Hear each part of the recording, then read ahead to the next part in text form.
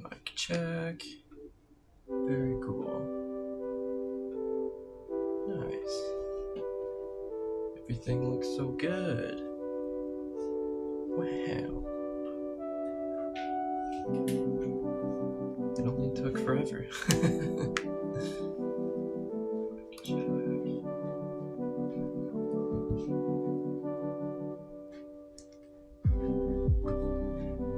What's up?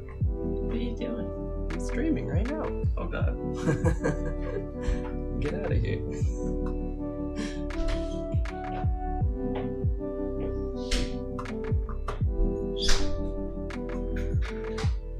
Cool.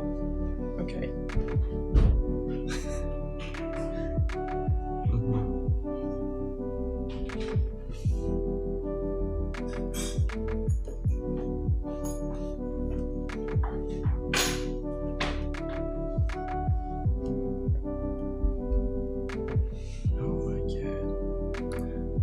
Camera keeps on going to whiteboard mode.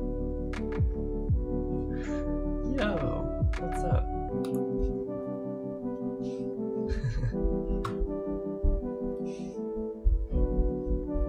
Sweet first person to join.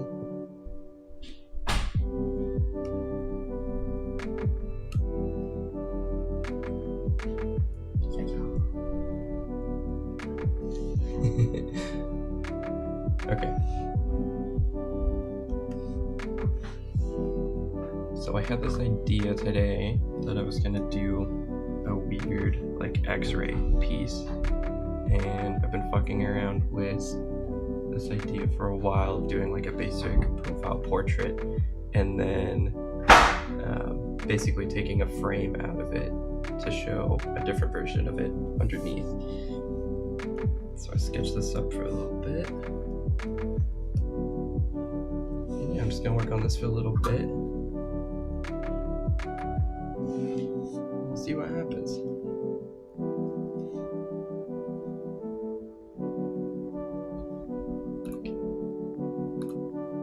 also while I figure out the rest of all the streaming stuff while I'm doing this. So crazy.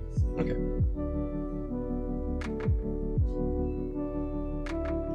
So I've got this basic profile all good to go here, and I'm just gonna start to kind of chisel in the 2 layers that I want to work with on different parts of the artboard here.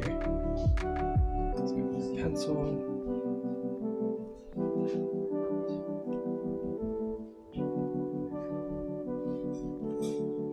What I'll do is I'll start with a more detailed version of the outline.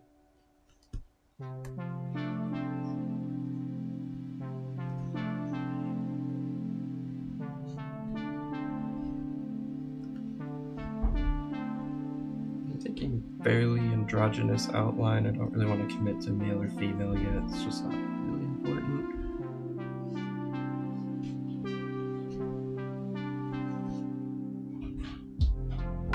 It's pretty sharp. It could definitely still be either.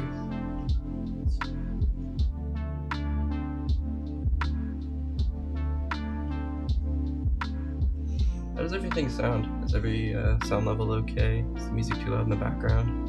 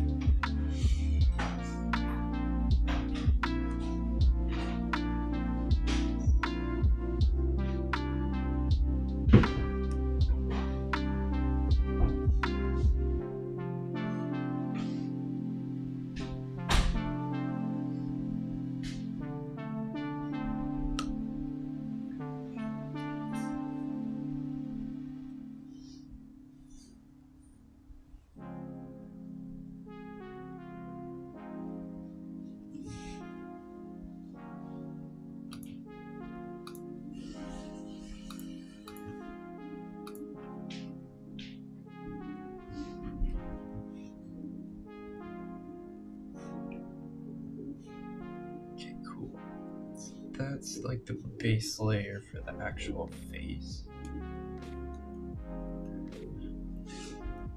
Let's mute this down a bit. Now we'll go for the skull underneath. Let's see what that looks like. And this is just going to be held within my square.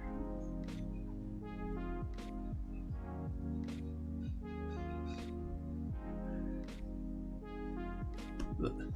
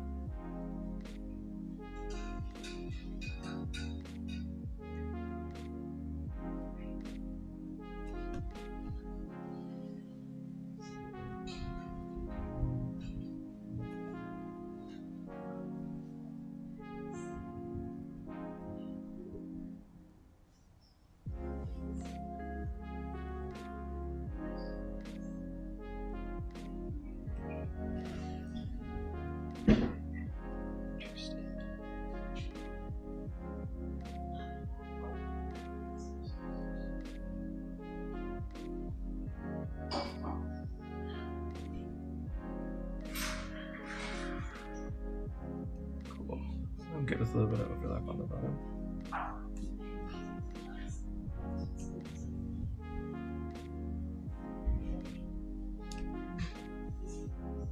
Am I?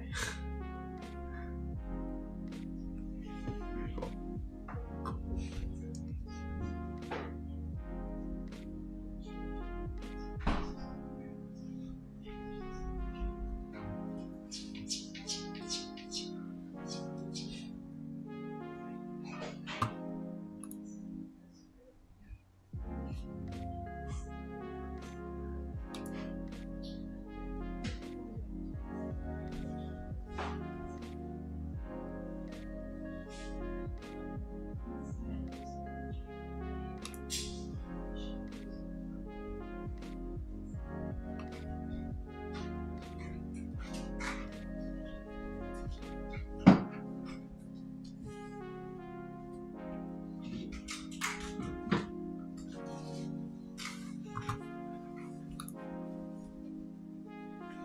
What's up?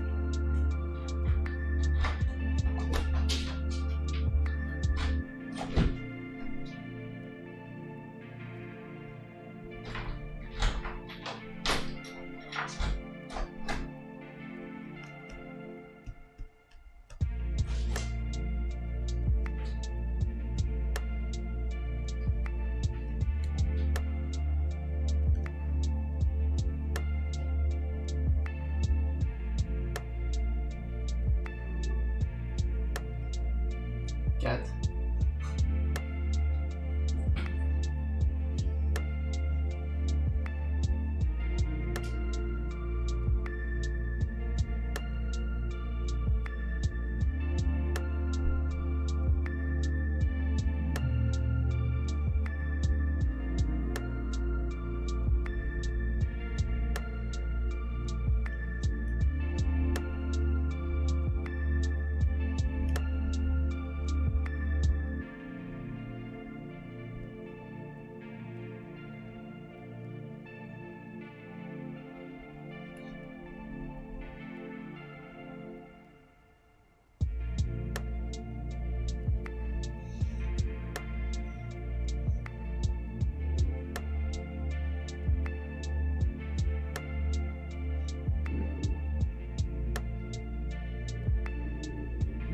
Set this jaw forward a little bit more so that the teeth line up a little better.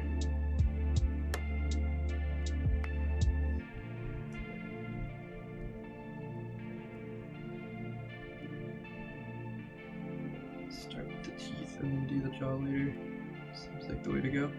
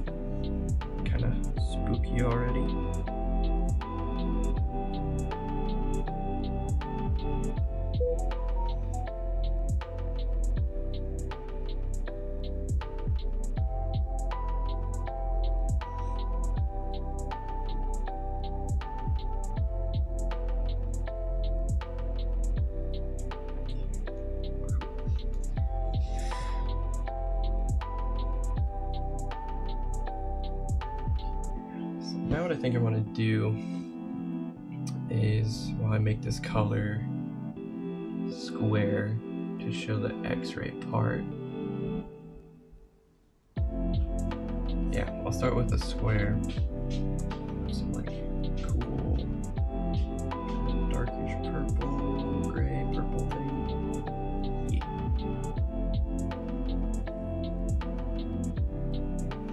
Boom, fill that in.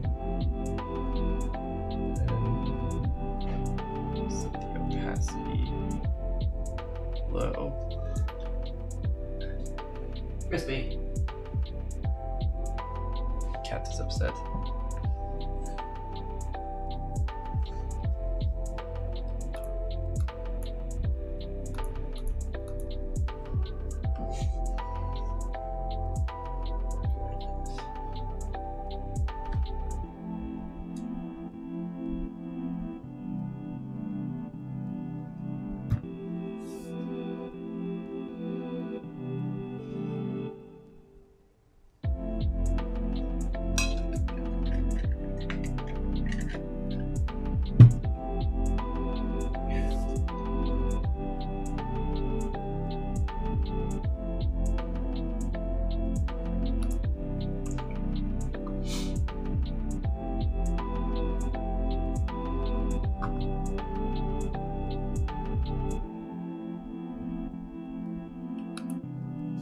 Okay.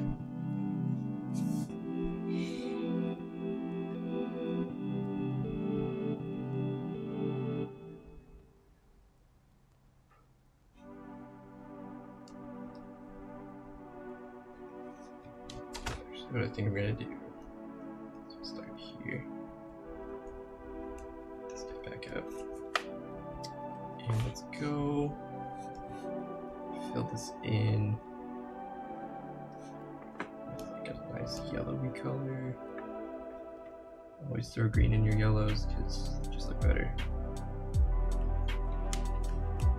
Just do some of those.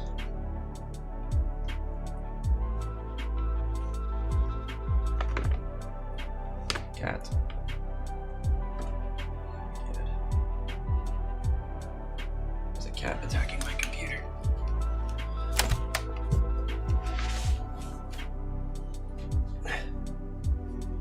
You.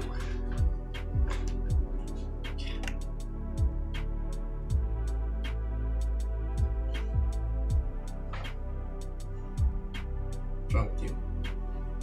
Ow. Rude. Okay.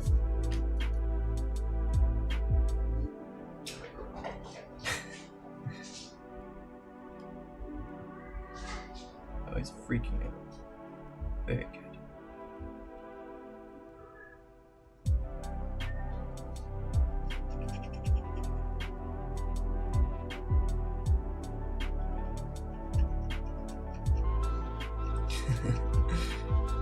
Okay, cool. I don't hate that. Oh, I hate it a little bit. Just gonna lighten it up a bit. Yeah. Okay. And now let's do like a baby blue eyes.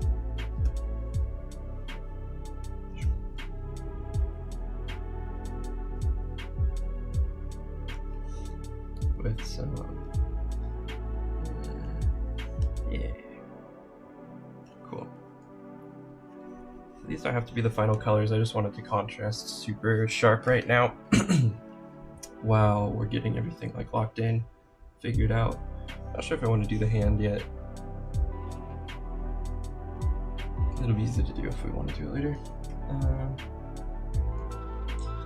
Okay, sweet.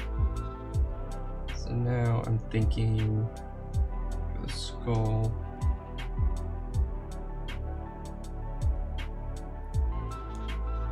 Put another layer under that.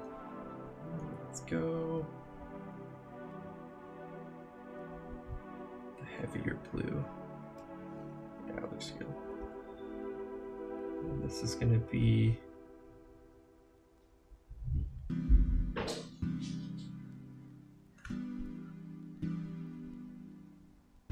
just the fill in here.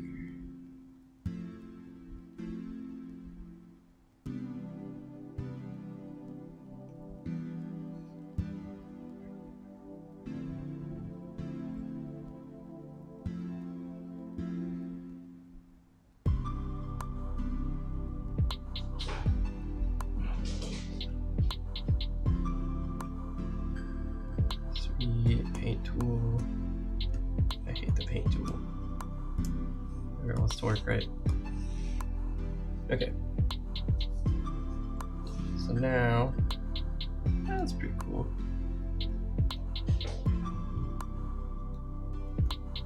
You can go like this too, and you start to get where the black lines are overlapped here, this like cool blue color, and that's what we want. We'll probably go in and exaggerate that later.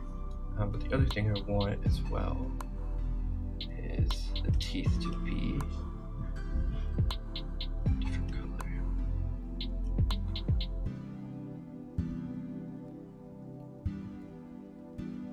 Nice. And this just makes everything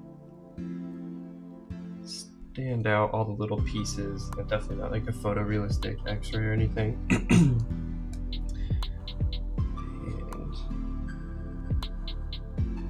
Try a hard eraser. Kind of like the idea of making the skull socket look like a little bit empty. Yeah. Ooh, that's cool. Yeah, that definitely gives it more of like that actual X-ray vibe. So let's keep going with that.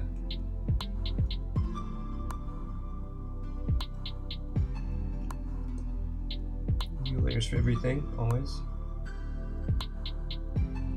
Here. Till that inside line starts to get blurred with the black line.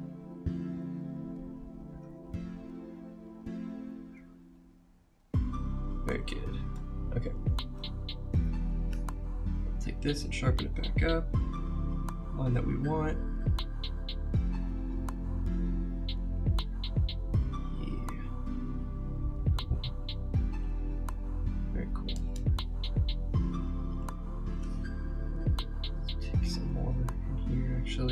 Down the jawline.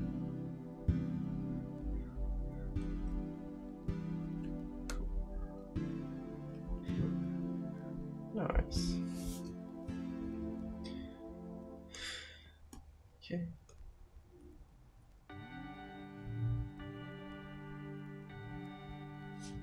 Nice, looking cool so far.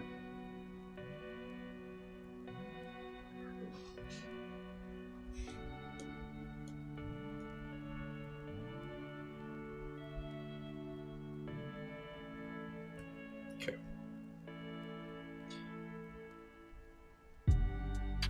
So now what I think I want to do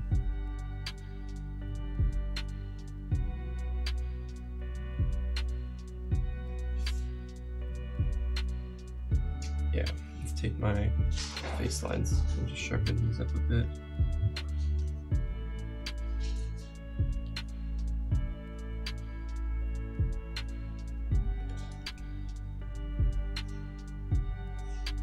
Just a little bit squiggly in here.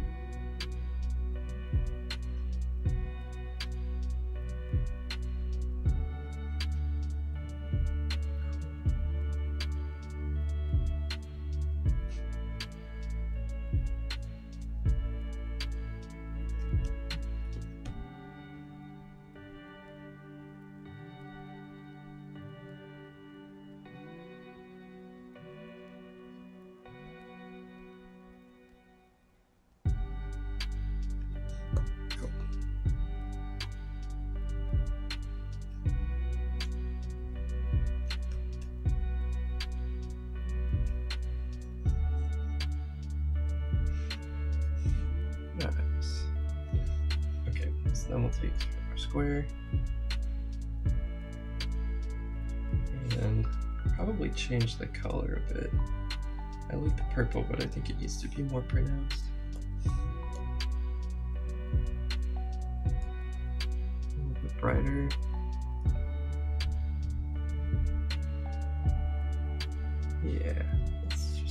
that is for now.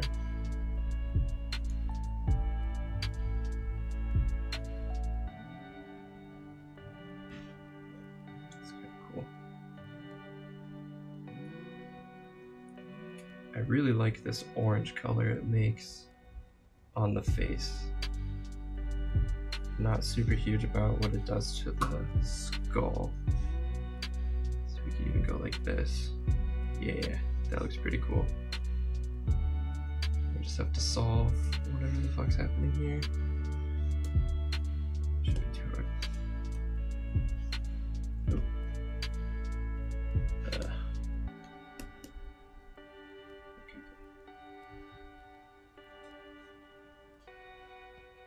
Nice. Okay, we're getting there.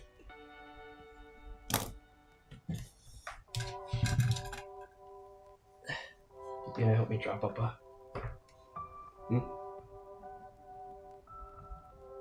No.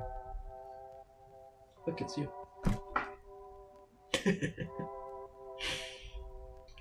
Mr. Robo Kitty. He's so cute. Okay.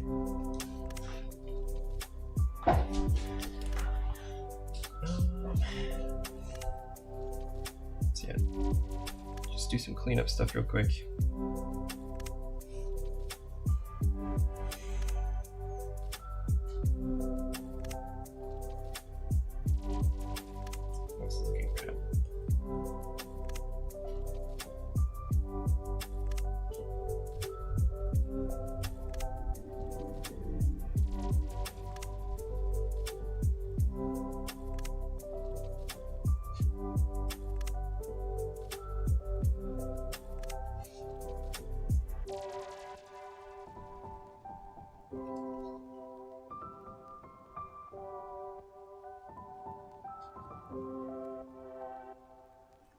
Who needs a ruler tool when you're just good at art?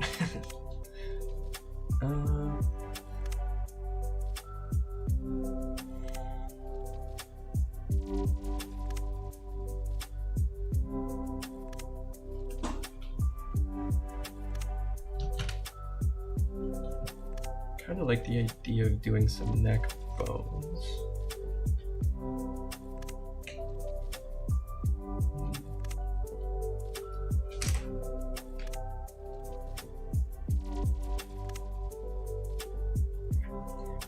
What are you doing?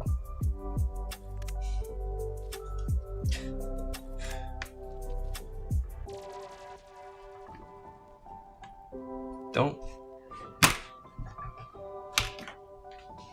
Why do we even have cats?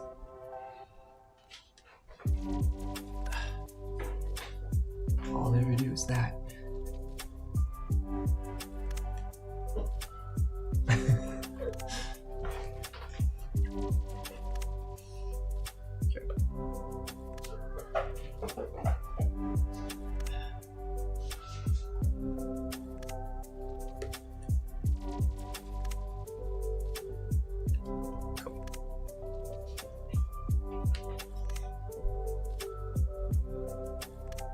Okay.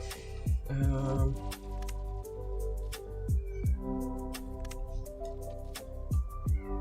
cleanup stuff. That's kind of cool.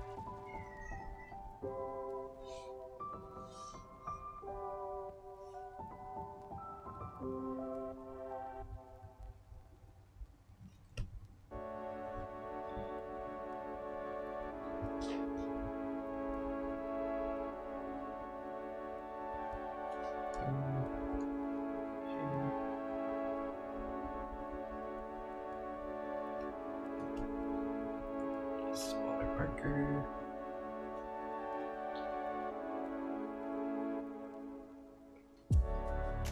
Yeah, this piece has been really cool so far just because letting the gradients sort of color match everything is a lot easier than going through and trying to like meticulously match up all the colors. So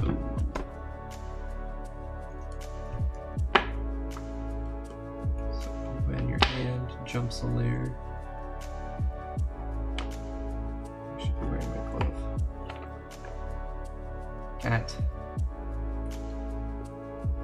teach you my power cord.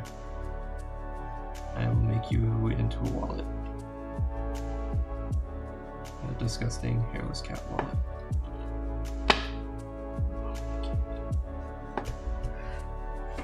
Dude, on my first live stream, you know? Could you not? Just here, just get tucked into the hoodie. Go to sleep.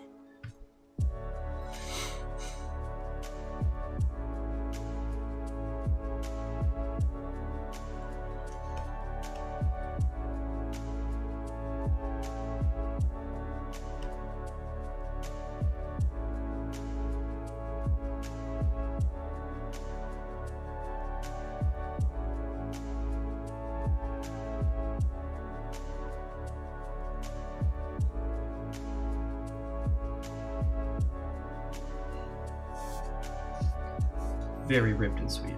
Okay.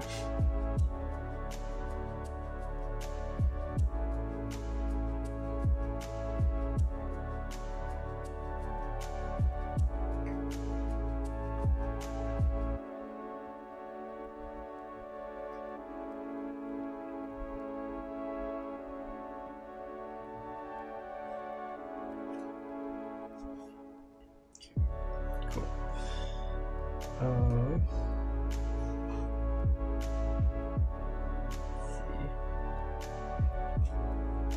Let's let these eyes show through a little bit better. I still want the blue outline a little bit.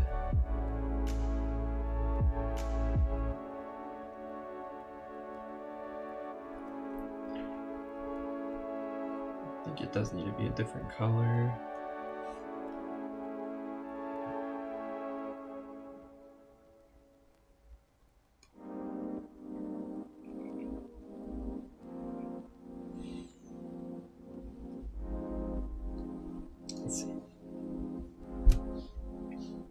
I mean, we could just do like a white.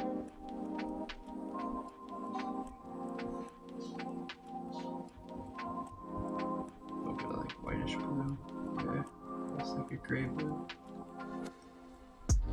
Take that.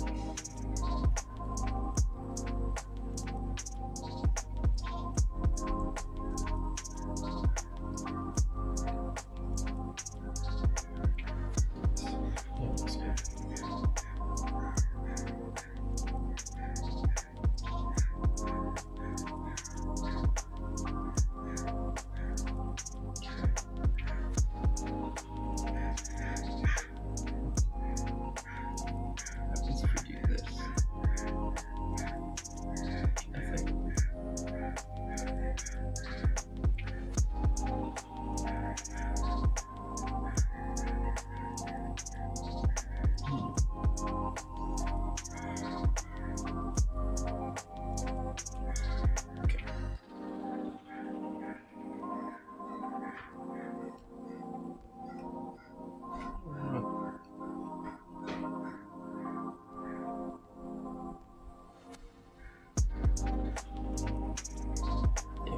Better.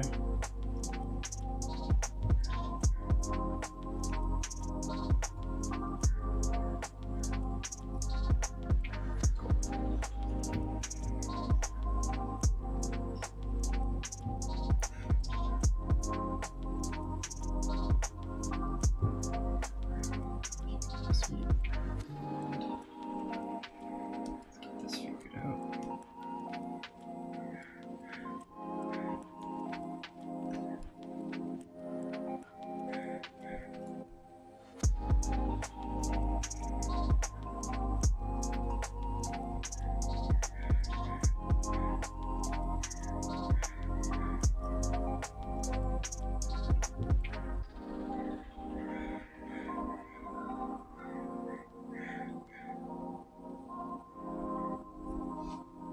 All the lines look nice and clean.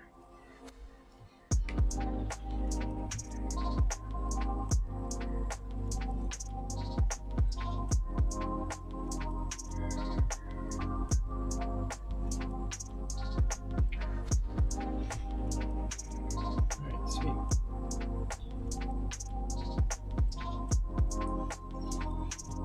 want another piece of something.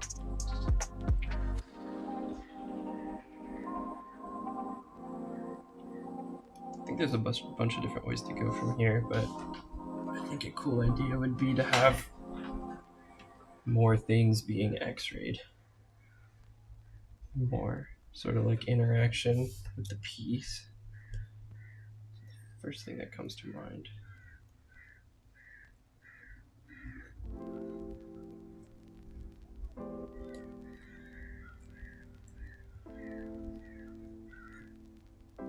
Something like this.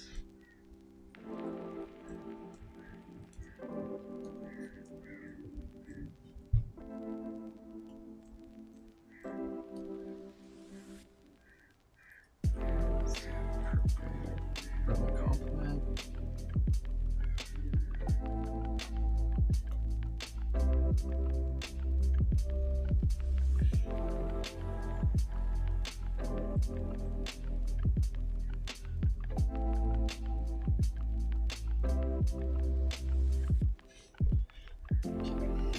Definitely don't want that color.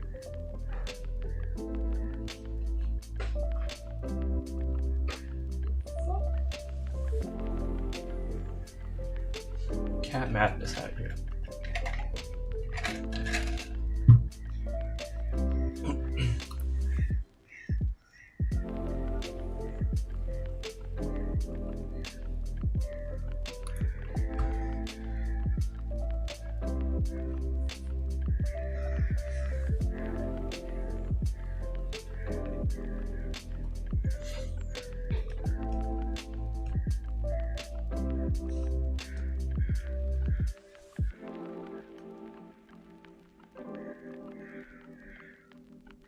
Like a proper purple. Yeah, looks good.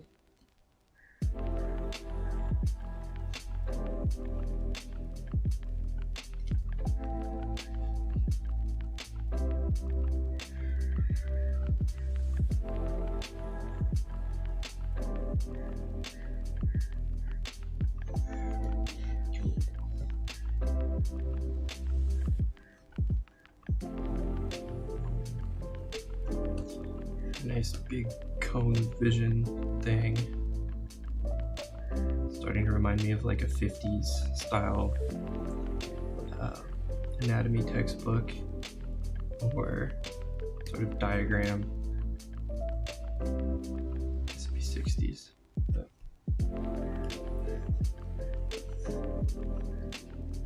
sweet. Cool. And now I think playing around with more gradients is going to be good. So we've got our gradients here on these lines, which is pretty sweet, and add that, just softer feel for the X-ray effect. So we're going to mirror that out here just to get rid of the harsh line. So we push this back into that cone. And then to give it that 3D shape, like if you were to just cut it off right here, it's just gonna look like a flat triangle, but you can give it that cone shape by sort of using a circular shape as you erase into it. It'll just naturally give it a better look, just a more dynamic look. Very cool.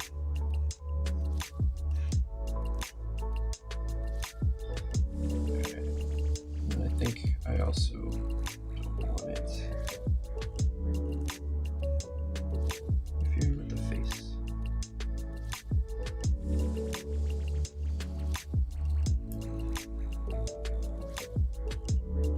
Sweet.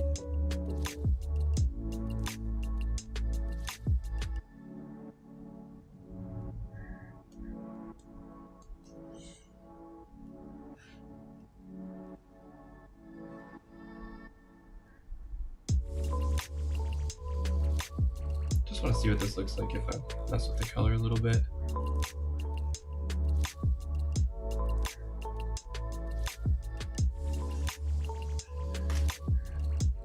think I've got the right thing going here just because of how good this orange is.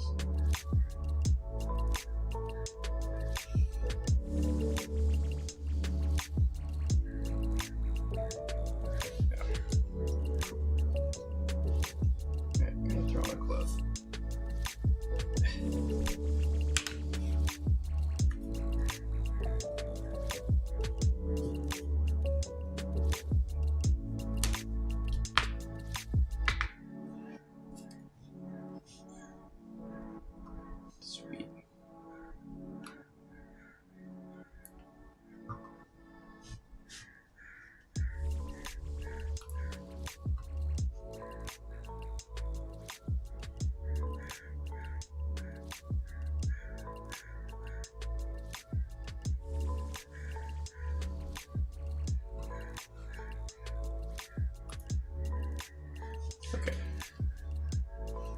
Cool.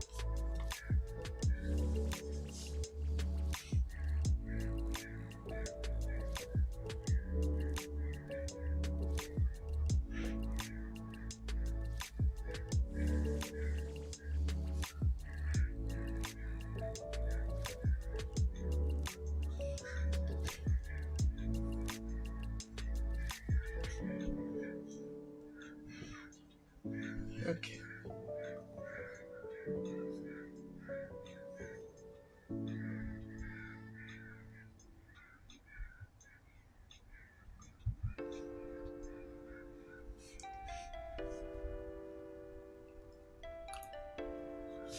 I want to take a look at some photos of X-rays real quick. Just sort of see what's up. So right now we're doing like kind of a hyper real, very poppy, colorful X-ray, which I like because most X-rays are sort of just in like a muted contrast monochrome blue or just like black and white. I wonder what would happen.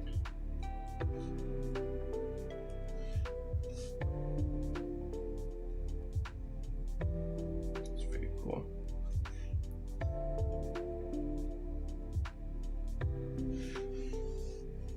Thank you for that. Ooh.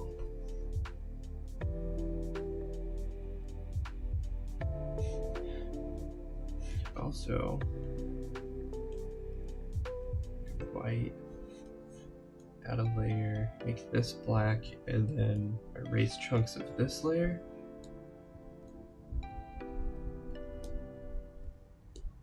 Should be cool to add more value. Not sure how that's gonna work.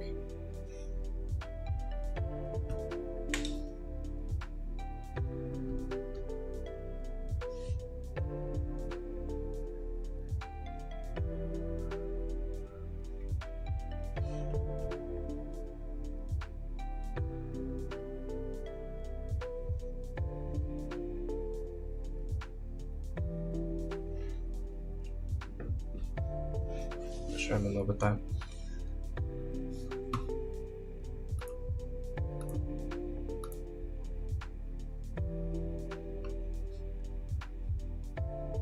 What's up?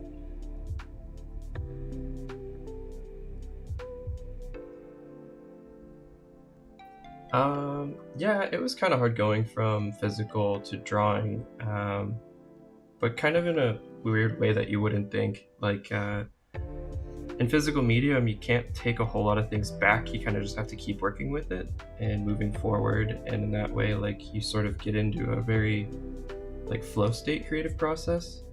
But in digital art, you can take everything back immediately. So it can almost be more difficult to get into like a flow state with your art because it can be so tempting to just want to take it back and retry things over and over and over again until it's like perfect. Yeah.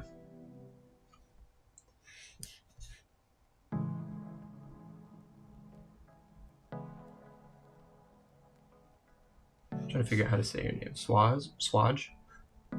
It's like swag with a J. Here for that.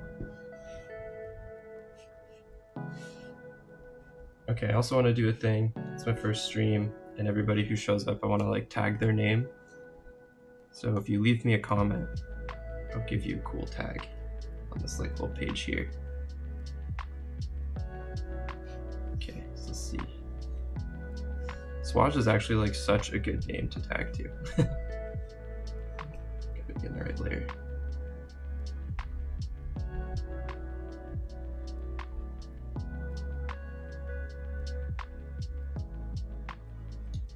Sweet. And then Geo, I see you. What's up, dude?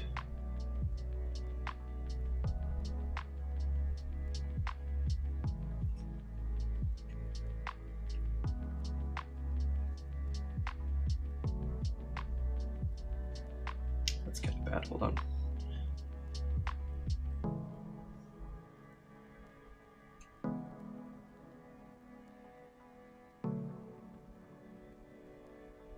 Those are so hard sometimes. Cool. I'll run it like that.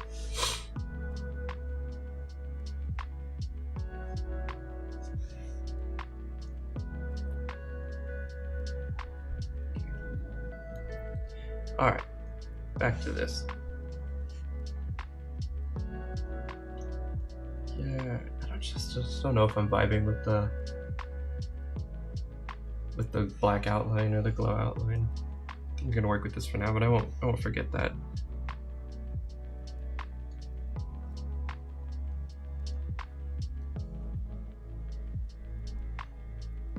Miss you too, dude. It's been too long. Thanks for showing up. We'll have to kick it soon. There's probably been a whole bunch of stuff that's happened since last time we saw each other.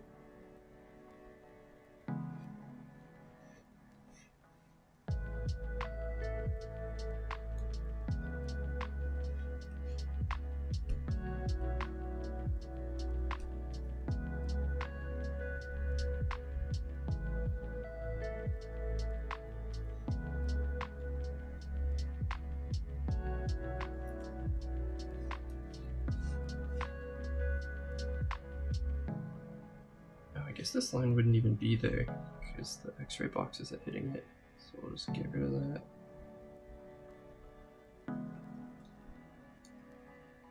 Cool, that looks rad.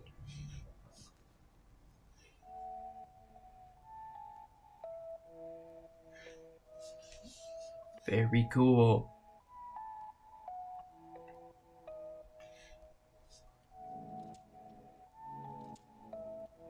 Okay, this is a super solid start, but it's definitely feeling super empty to me, compositionally.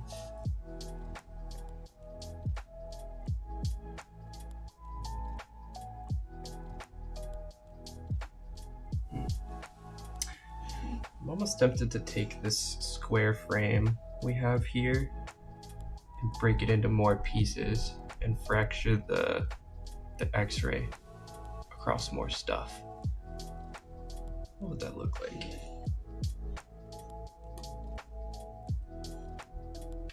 The other super annoying thing about digital art too is like, you know, if you see a tiny mistake while you're painting, you've got, you know, a different color on your paintbrush or whatever.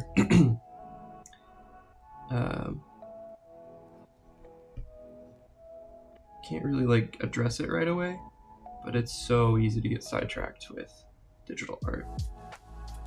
You're just like, oh my god, tiny error in line work. Whatever idea I just had doesn't matter because now I have to go fix that.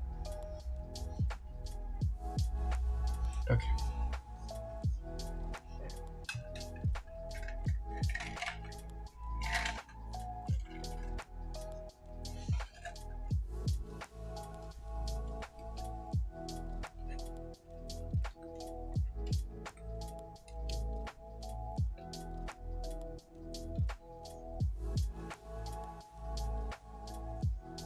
Very cool. Okay.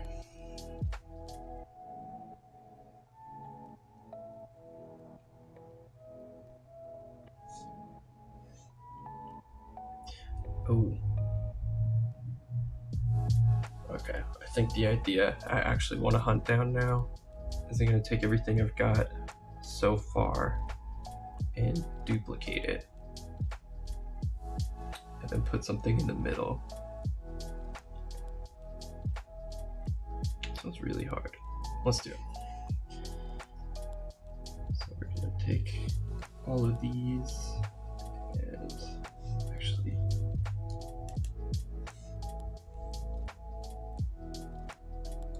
let's first duplicate everything.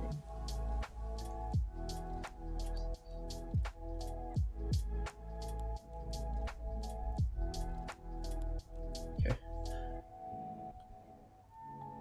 So we're going to go in, duplicate all our layers just in case. Things don't want to cooperate.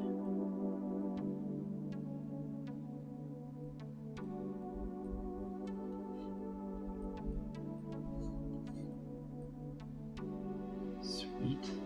And then we're gonna fuse all of the duplicated ones. Be careful not to run too many into each other.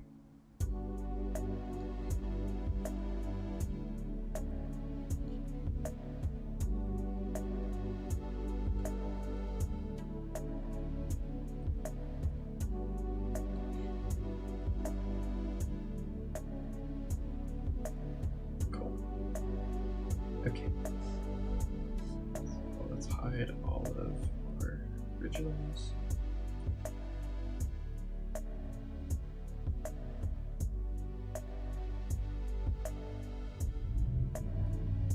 Cool. Hide that too. Okay, perfect. So I will pull this over here. Very cool. We'll duplicate this one.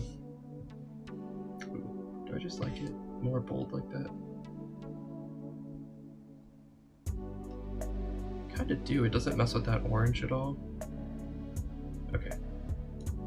So now we'll double up for the transparency. And then we'll duplicate it. And then we'll flip it. Ooh. That's tough. Okay.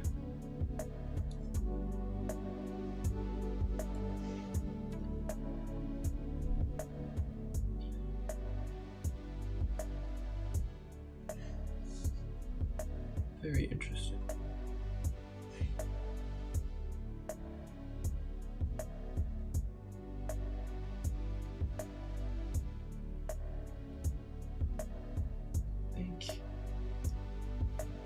Yeah, let's go ahead and merge, and then we'll create more of a open erased space in the middle until the like crossover lines here are mostly gone. Yeah.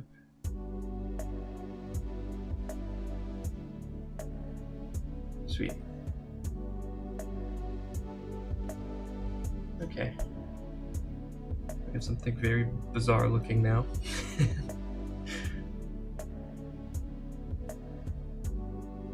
Feels very on brand.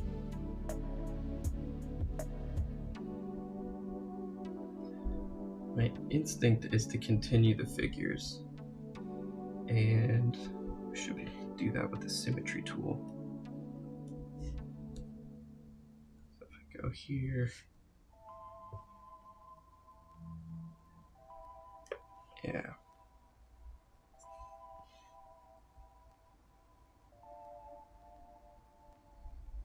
Nice.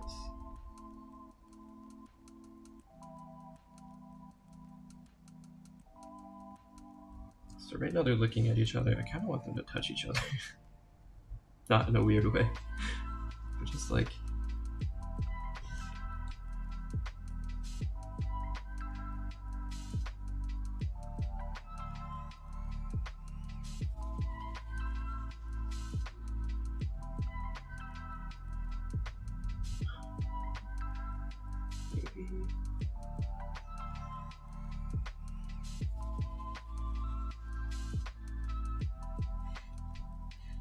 No.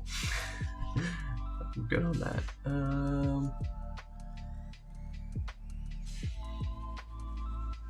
Maybe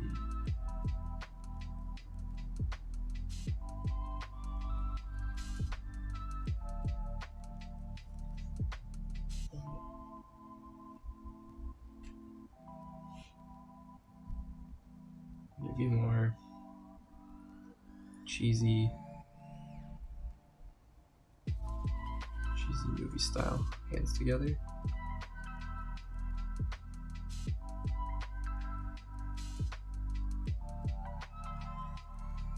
No.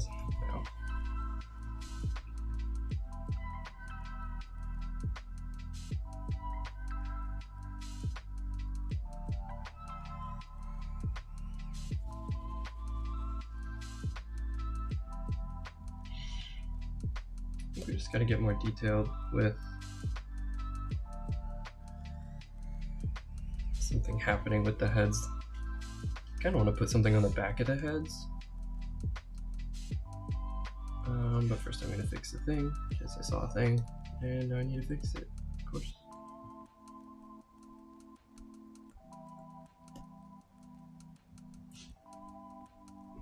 Yeah, you are hidden, aren't you?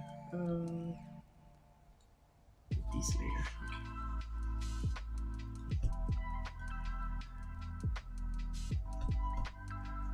Boy. One day I will be good at art.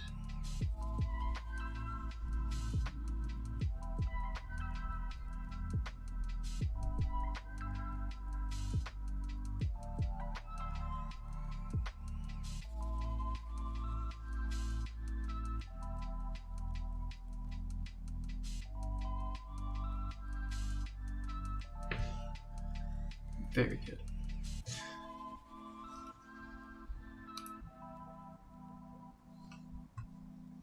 Wow, 3 viewers. That's what's up. Very cool.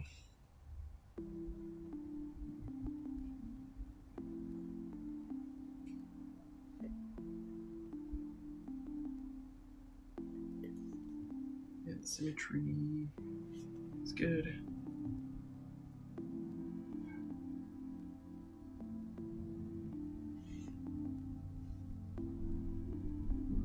Definitely things like the symmetry tool and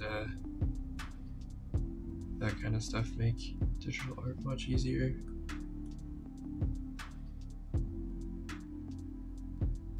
I don't think symmetry is actually that hard to make it look good at a glance. If you've been drawing for long enough, it's just really time consuming. Like, it's definitely one of those things that could break up your flow really easily if you spend too much time getting like absolutely perfect symmetry going. It can be kind of nice just to have it like kind of autopilot for you. What fucking color is this? Okay.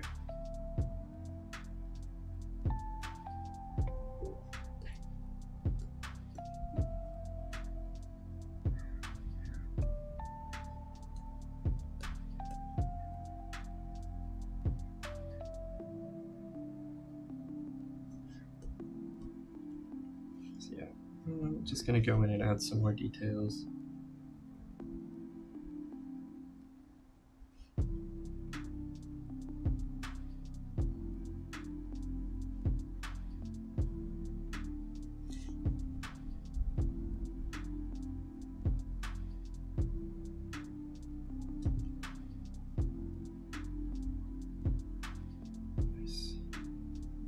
Cool.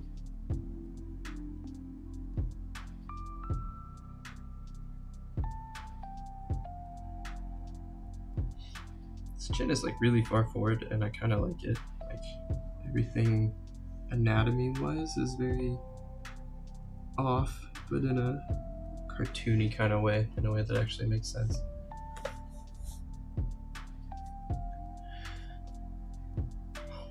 The hardest part about this is going to be having good posture while I actually draw so that the camera can see me. I bet most of this has just been the top of my forehead so far.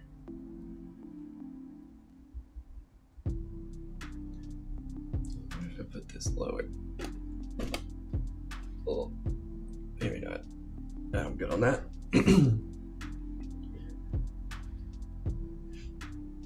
Okay, cool.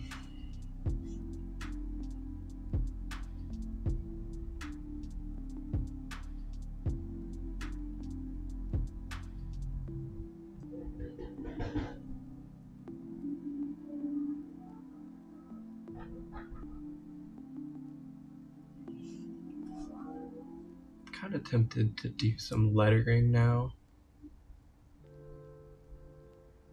I think the simplicity of this piece is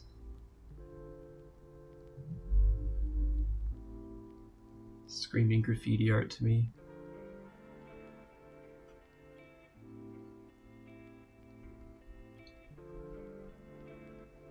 Either that or like vaporwave aesthetic.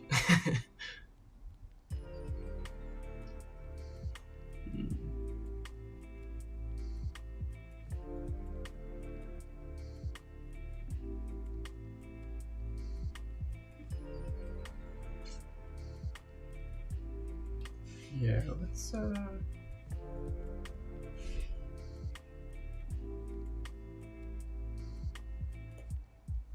we feel about some graffiti art for a bit.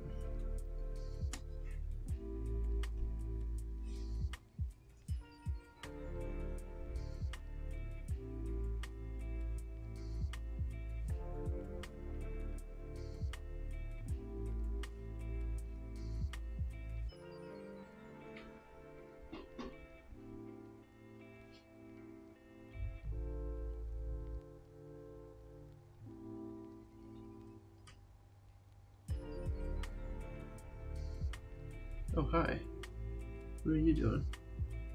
You looking for your brother? He's in my hoodie. Yo, cat hours. You gonna do the thing? You sit on my keyboard and fuck up my whole everything. Maybe. I'm just gonna move this preemptively.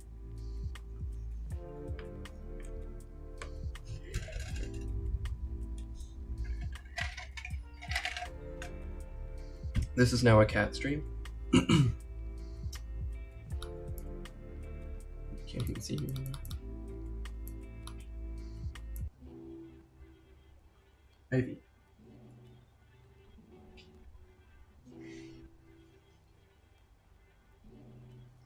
Alright, I'm too caffeinated to be productive right now. However that works. Okay.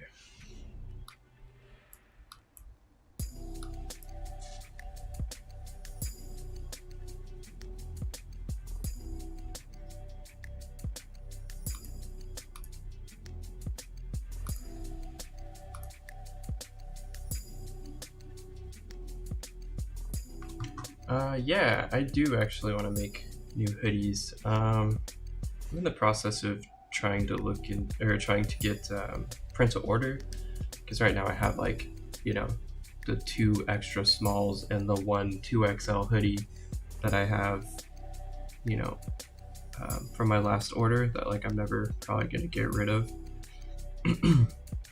So yeah, I am looking into it. I've been sort of just grinding to get everything for streaming set up, but definitely more merch on the way, especially if this starts to pick up a little bit more.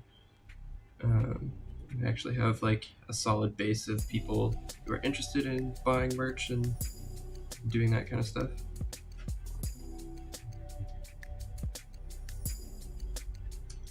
I really want to make hats.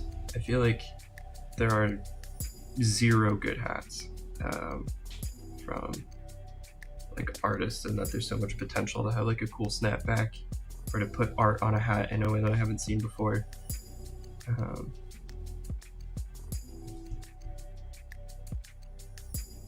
That sounds like a lot of work. You just start bigger here.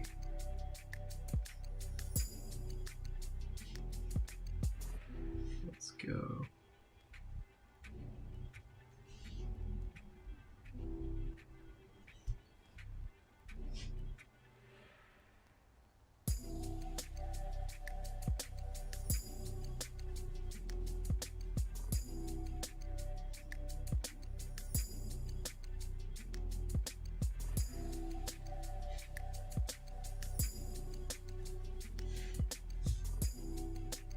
Yeah, hats are so good just because, like,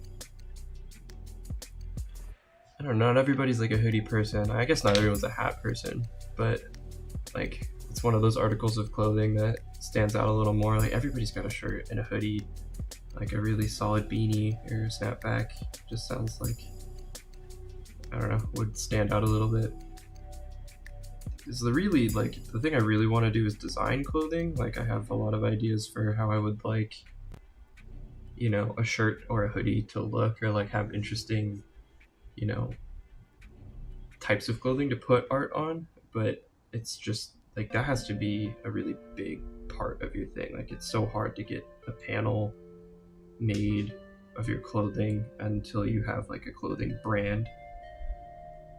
At least that's what I've seen. I don't know, maybe somebody knows more than me.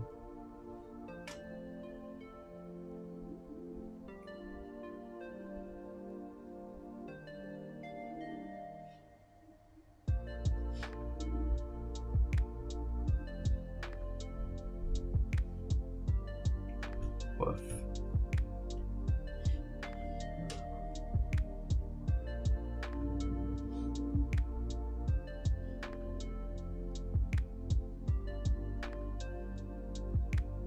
I also think like the small stuff like stickers, prints, and all that stuff are probably gonna come up next first.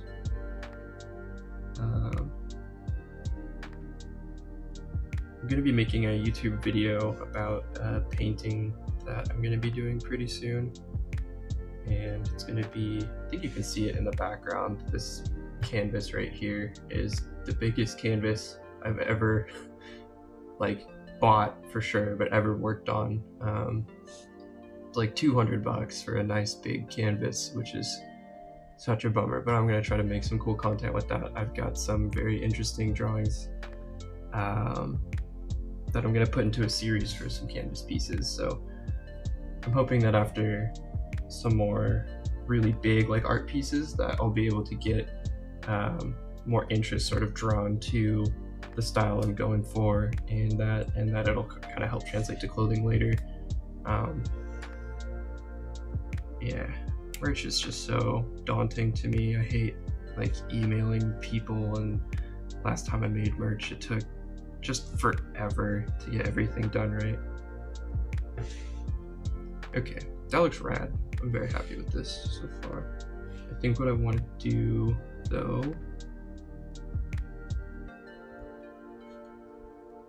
is just merge this pink box we got going here. Just carry it all the way over. Oh, not that.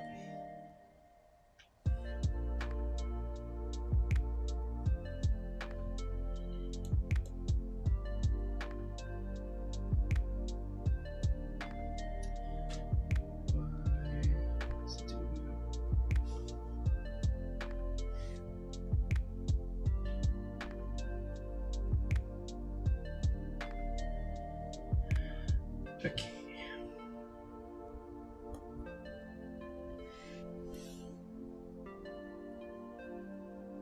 Right.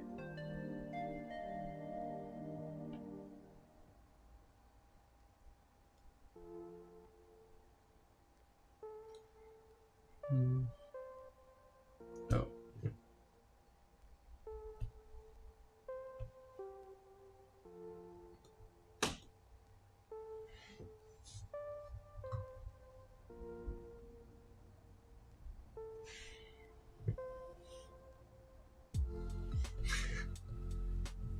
Not that.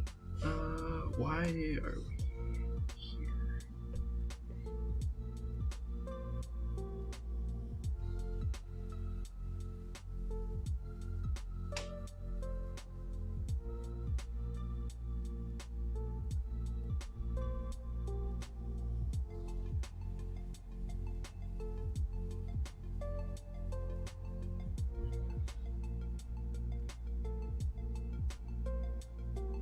Just thinking right now if I actually want the background filled in, or if I want to maybe do something behind the letters to sync this up a little better. Pull everything together. I like those letters a lot.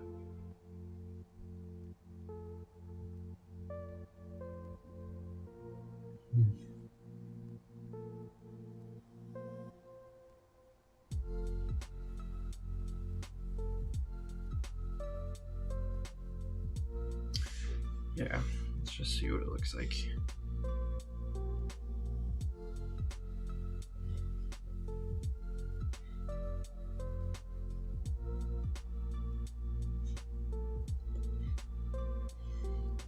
Okay, that's pretty good. Let's do this. Let's go. Symmetry tool, just to make sure it shows up good.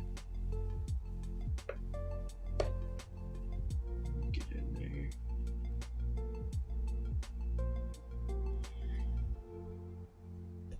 Why are you doing that now?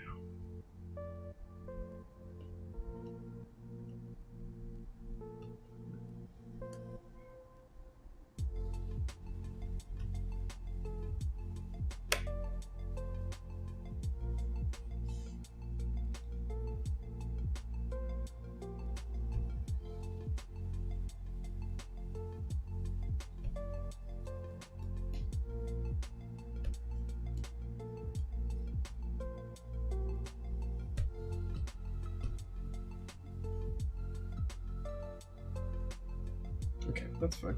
We'll buff the rest out while we do the letters.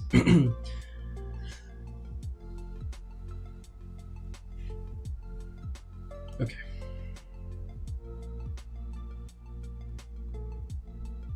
Yeah, doing graffiti art on the internet, I'm just begging to be called a toy. It's like I do a whole bunch of other art too, but I just have a hunch that I'm gonna get roasted for graffiti art more than anything.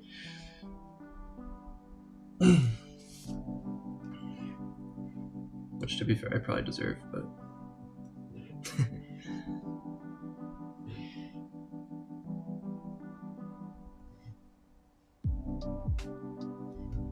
let's take the tree off.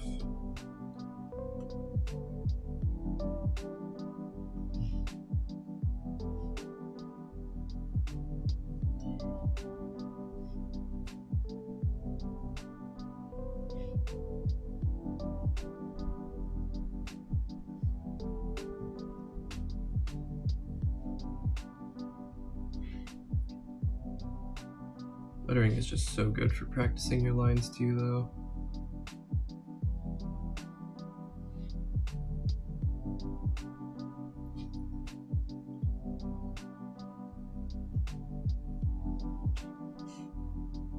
Very smooth today, despite the copious amounts of coffee.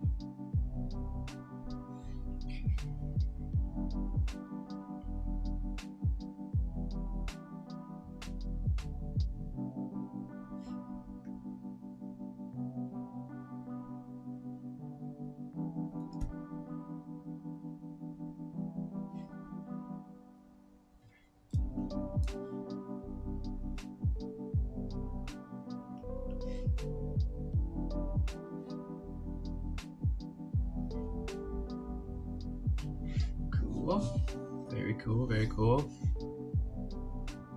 Oh. What just happened? What?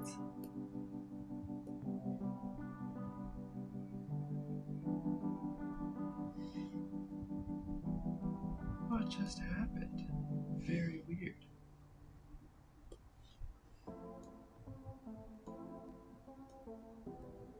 Whoa, okay. I have no idea how that works. I just like swiped something and it flipped my board. If anyone knows what that was, it might be useful to know about later. But Definitely don't want that right now. I don't know if I like these swooshies. I think it might. Use this to tie into the other letters.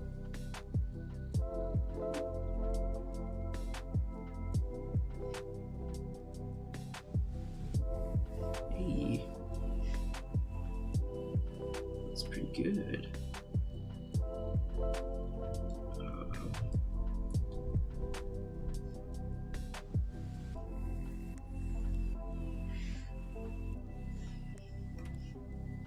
Maybe it's not. You can make that a theme though. Hold on.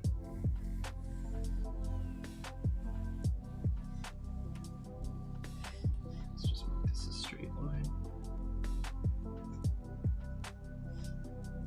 Alright, you ready for this straight line?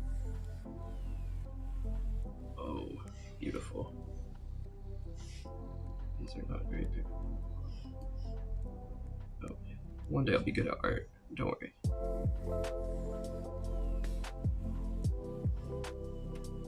Okay, good enough.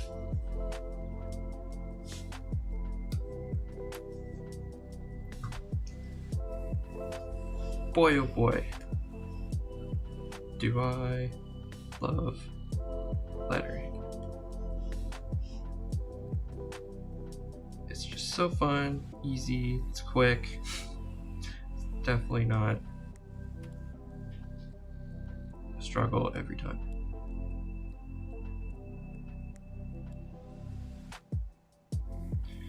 Okay, so I need to mirror this line across other stuff. So definitely the H is gonna have it.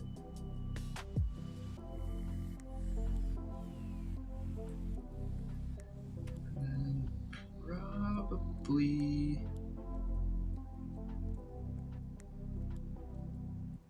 C as well. I'll add a little flair to that.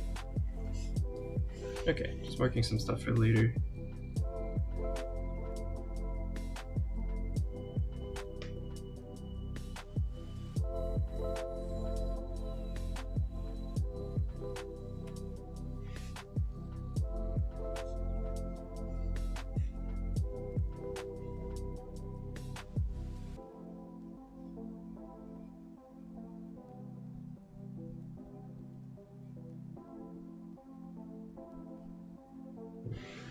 Does anyone live in an area with like a ton of graffiti? Who wants to post it in chat? Not where you live, but just how much graffiti is near you.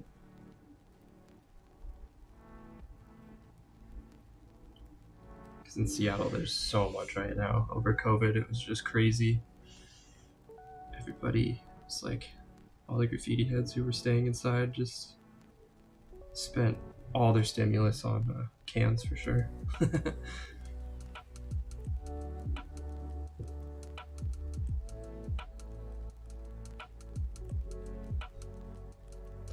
It's super rad though. I think like when a city has really good graffiti, I really like that, and I don't know, I've always been of the opinion that like graffiti, as opposed to like having advertisements everywhere, is much prettier to look at, even though it can be like messy and kind of sloppy. I'd rather there be like, you know, some bad graffiti in order to have some good graffiti. Just have something pretty to look at while you're driving on the underpass or whatever.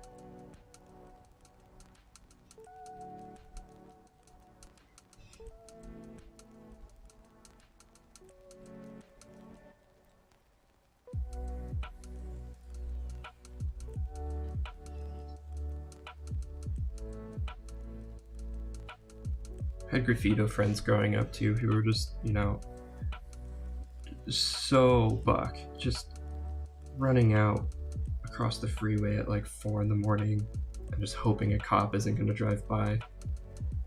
Let's just throw up a name on something to have it get painted over in a couple days, you know? It's just crazy. Mad respect.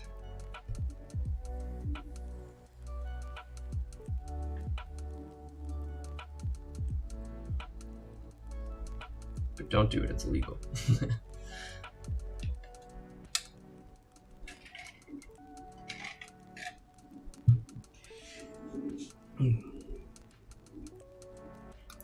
we doing here?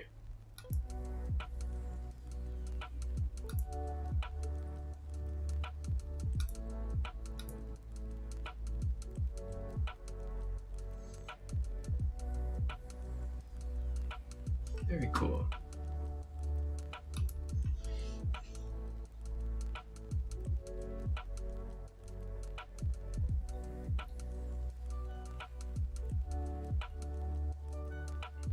Okay, so I really like this line, that kind of wavy through the T. There's not a whole lot else like that kind of going on.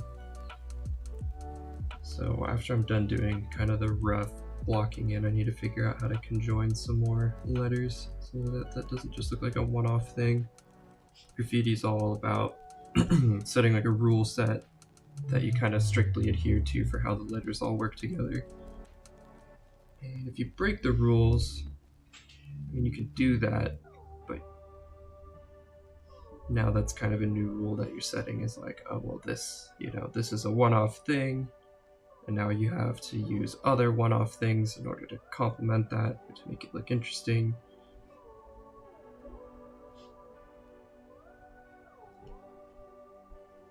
And for the most part, if you put something in art somewhere, it should show up again, unless it's going to be very specifically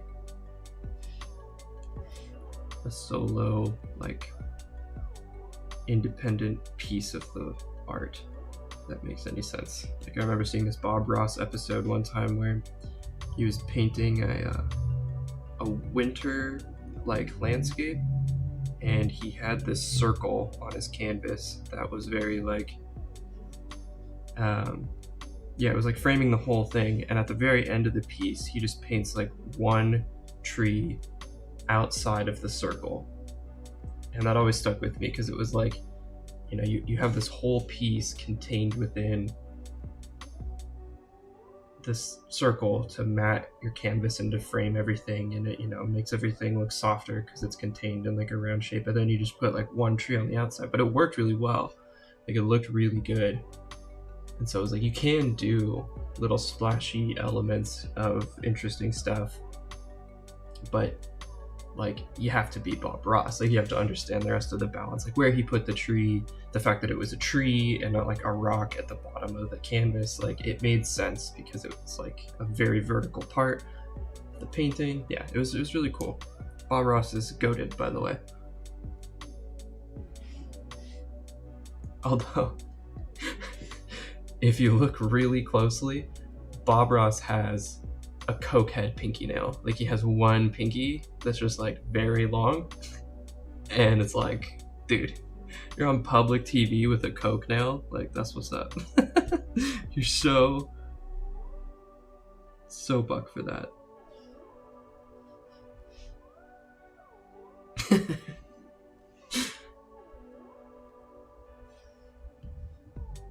Just imagine.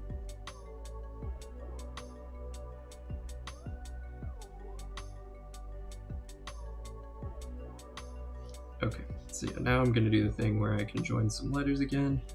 Let's get that ruler out. And it's not probably like super important that it's exactly the line, but I think it just helps with stuffing things.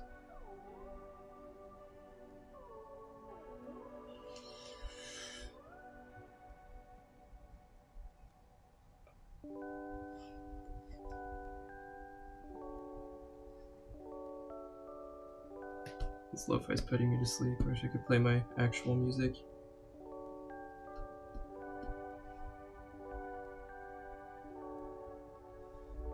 I do love lo-fi though, no shade.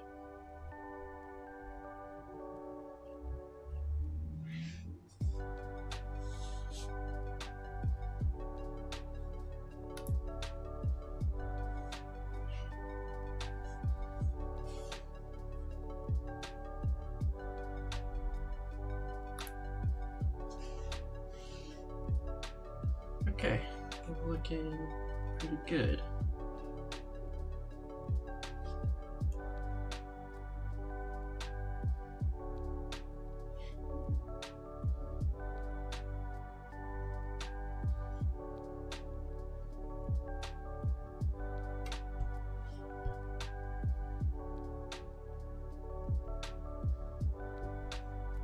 I think what we do here looks better. Okay, let's hide this. Right.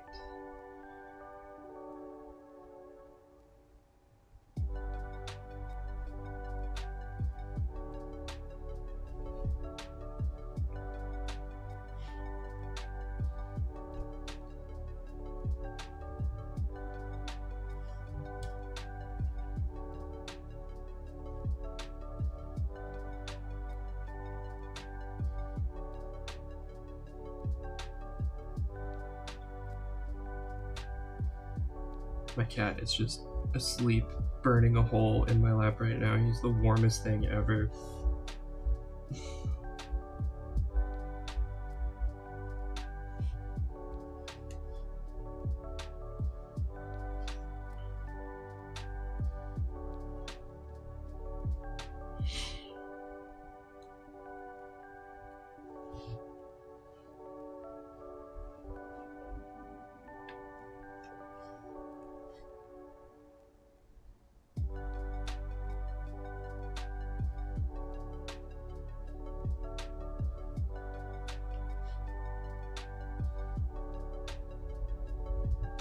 Okay, this is starting to get boring.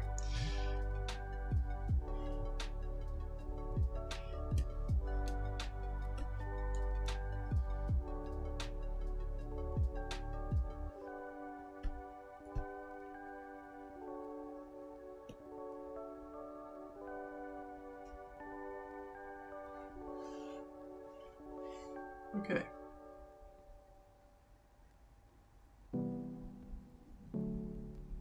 Yeah, we've got these connecting points. Yeah.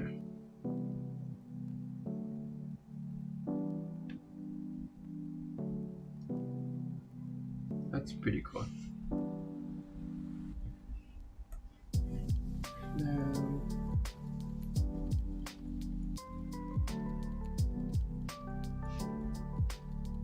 clean some stuff up and then give it a basic like 3D drop shadow. Very easy to do.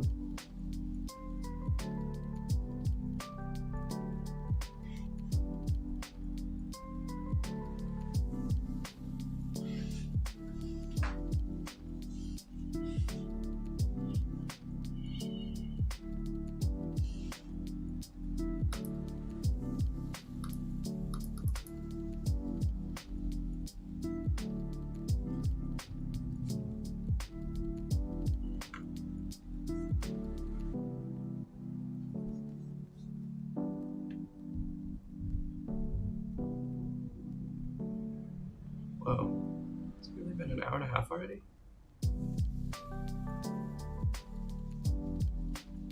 Very cool. Okay.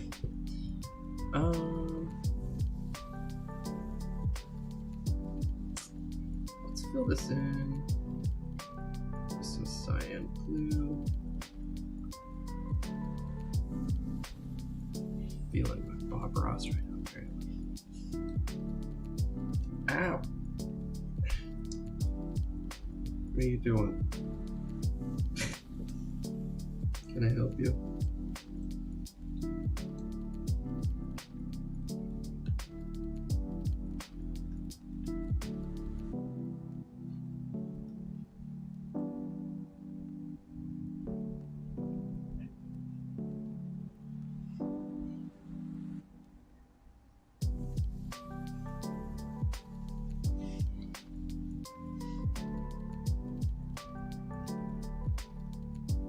Ooh, that's rad.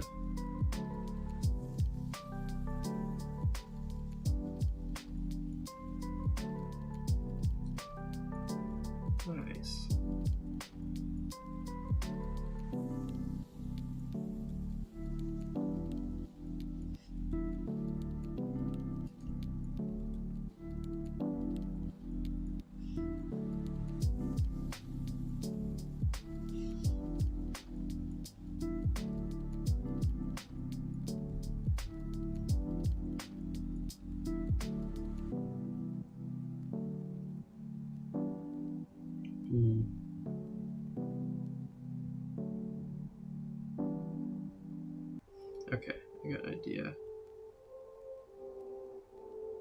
for later. I really like the color of the blue on this white background here.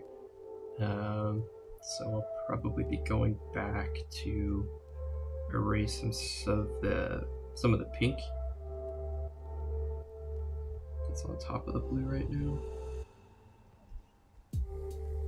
And then we'll run a background color, and I think we'll call it good for this piece.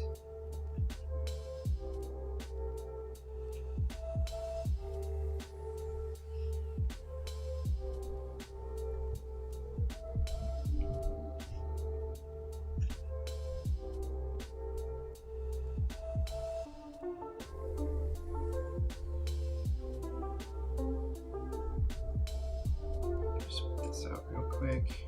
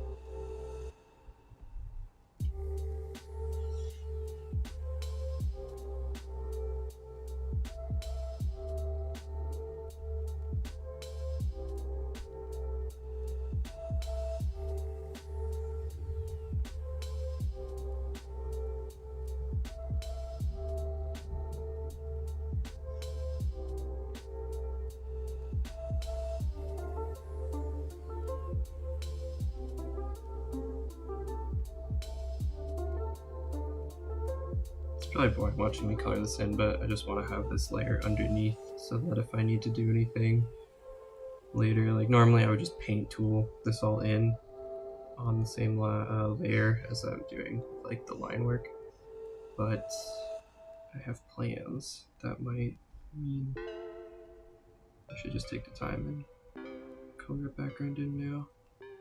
I guess if I was really smart, I could duplicate it. Yeah, well, that's okay. One day I'll be good at art.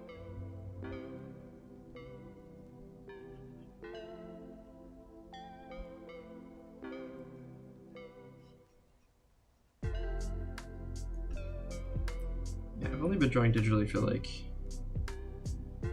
oh, I don't know, like a year, a little more, maybe 2 years now actually. So I still like have in my brain all of the things I would do as if it's like on a piece of paper, and I'm slowly like getting better at the problem solving involved with how to optimize the workflow of drawing digitally. Because there's just a lot of different ways you could do things, but when I'm actively creating something, it's hard to kind of keep in mind that, you know, the medium you're working with is digital. You know, I have like, what, 18, 20 plus years of doing art not digitally.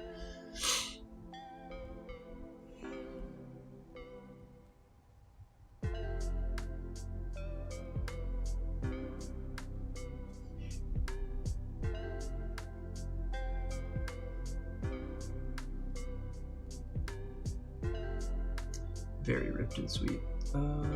Okay, let's go here. I'm gonna take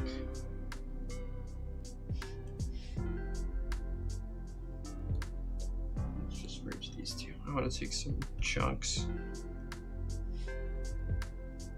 out so that the lettering looks less like it's layered over the piece, more like it's part of the piece. And this line here is still really cool because it keeps the fade going.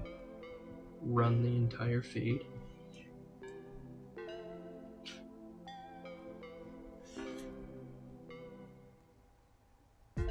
Cool.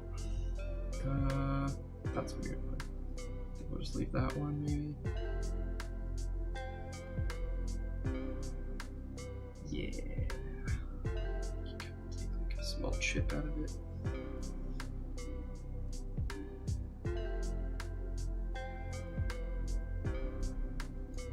It looks okay.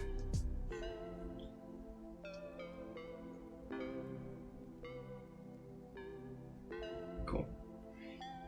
Okay, and then the idea that I had is now that we're working with this under pink layer, as I erase parts of that, it'll be like highlights of this blue layer, which we can use for some interesting effects. But I think first, what I want to do is clean up the line layer and give it that drop shadow before I go any farther, because that's going to actually influence how I do things moving forward with the letters. Oh. Okay. So the easy super cheat way of doing this is just to duplicate, and then you drag one of them. Sort of like pick your angle. So I'm going to go down and over. Yeah. And we'll just take our eraser tool.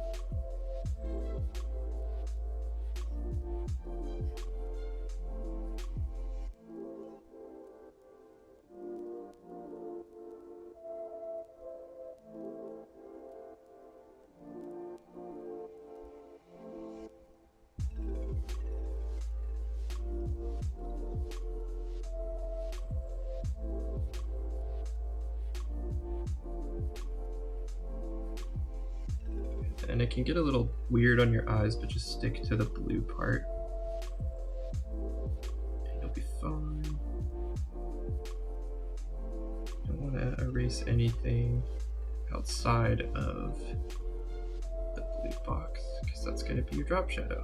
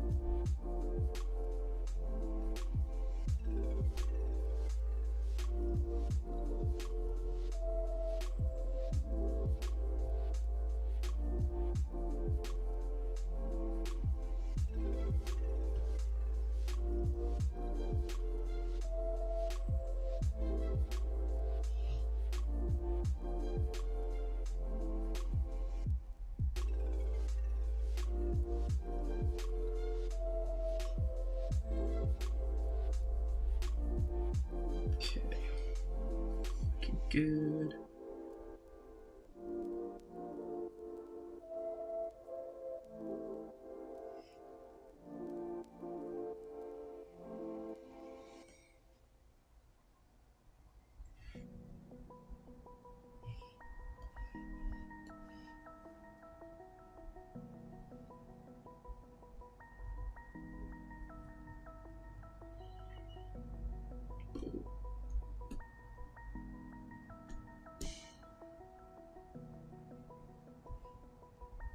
Cool. And that's a pretty rad drop shadow.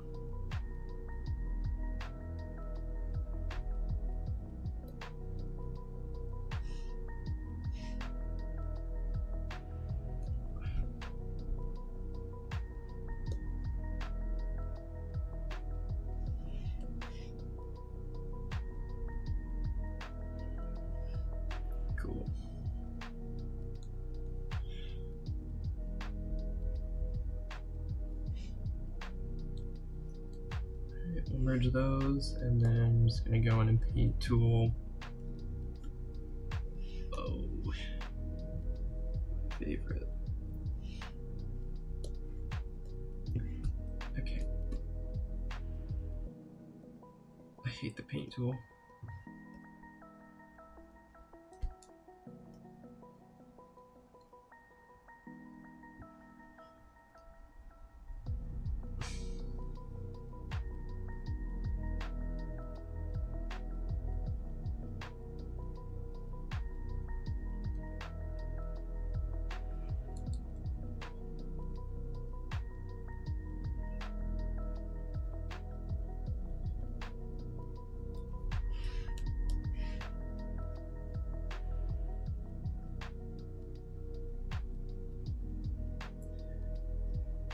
Okay.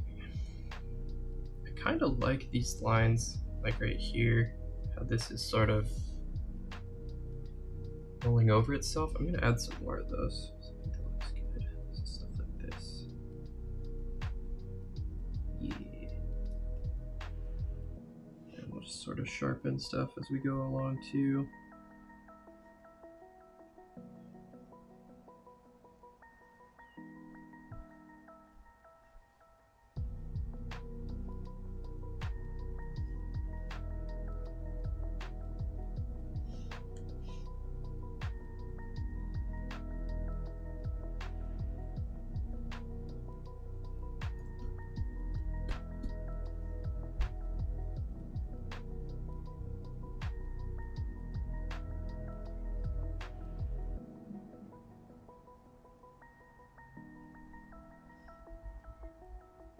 Cool.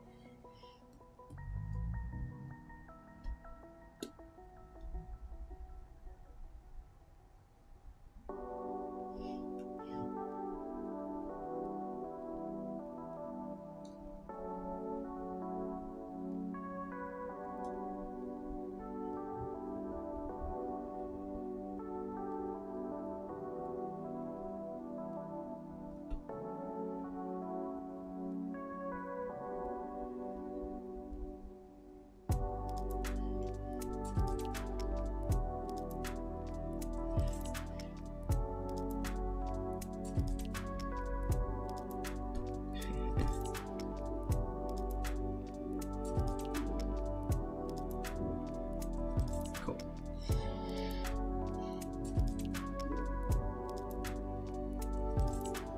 I might need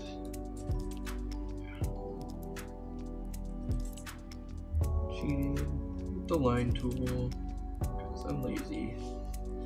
So lazy. Okay. How we looking? I missed so many things over here. Oops.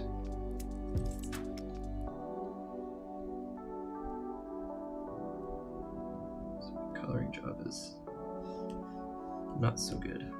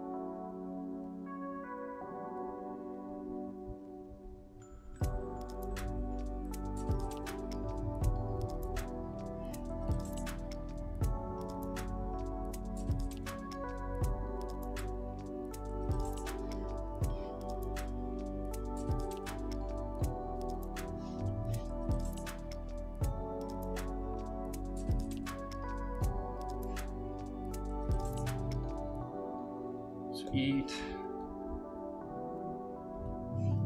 Good.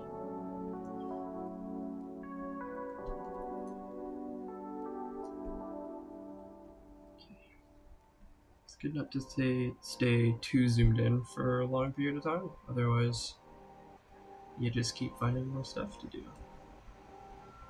Right here.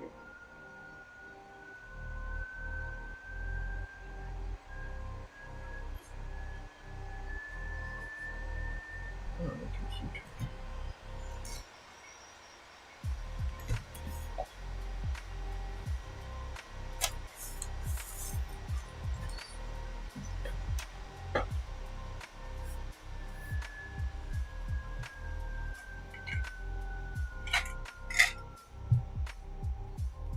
Okay. Well. What?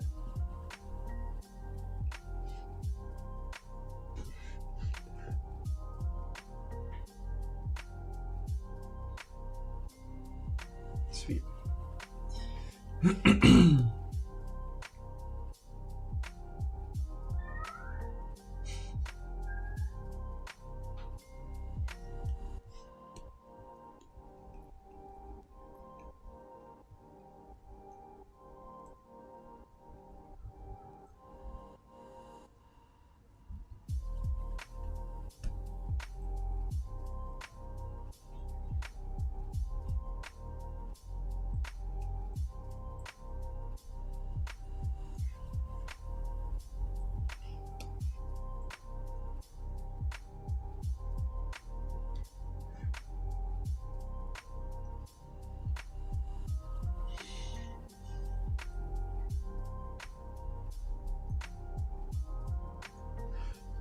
Okay. I'm happy with this.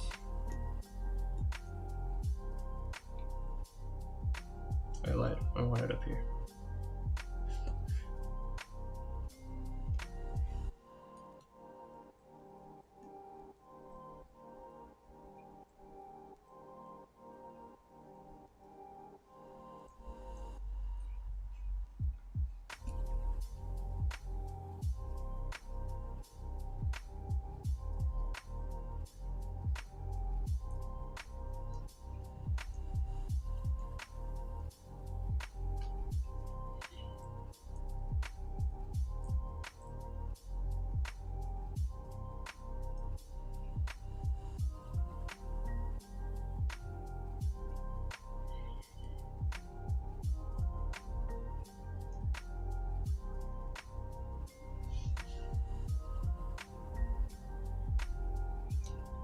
Yeah, now we can take all these chunks out, make it look a little better.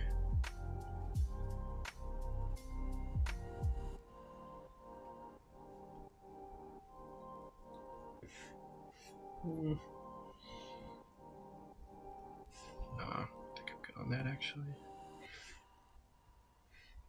If anything, should extend them.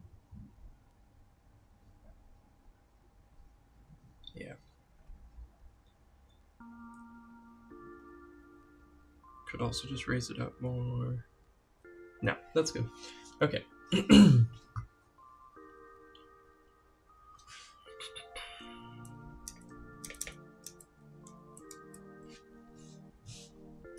see where we're at here.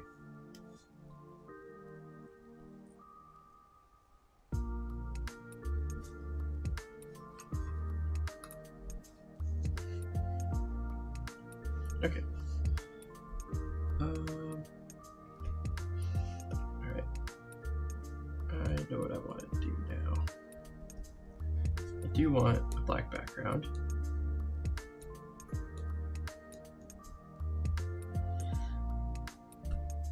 But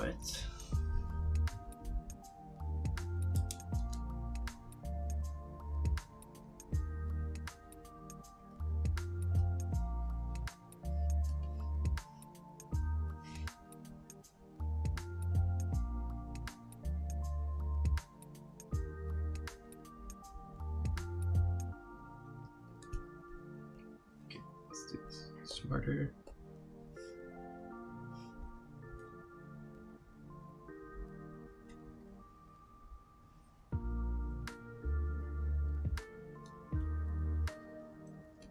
Cool.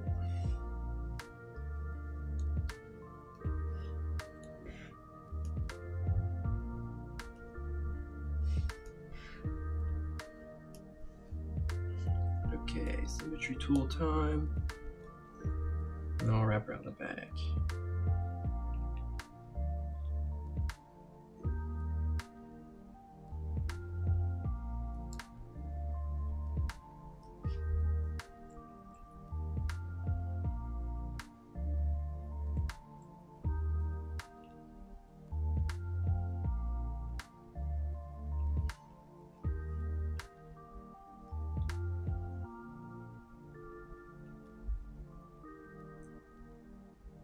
I'm just trying to keep the full width of the brush as the distance.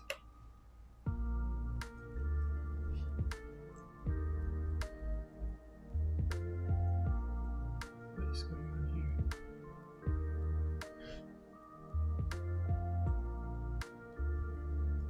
Oh.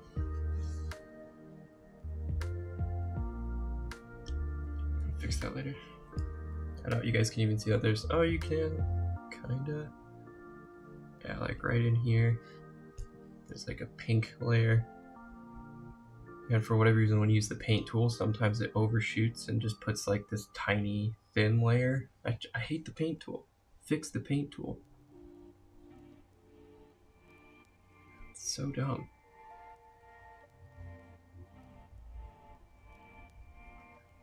It's probably the hardest thing to get right though in a drawing app.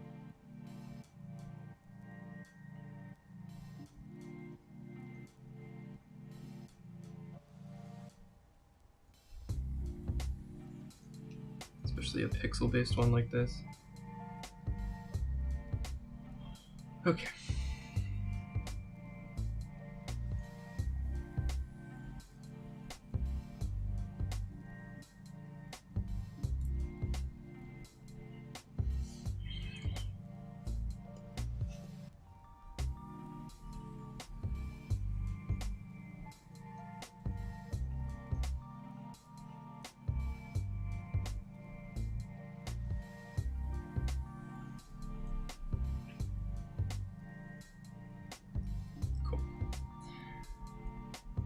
Looks good.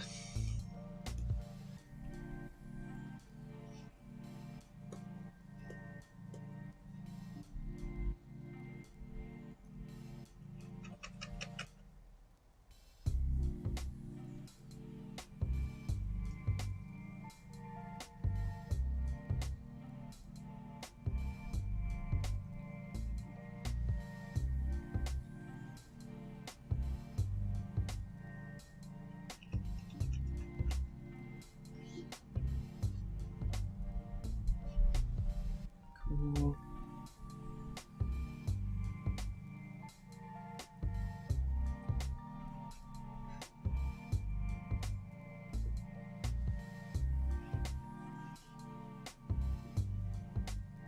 And this Y is really down here. I think that's okay. Wouldn't be too hard to move it later.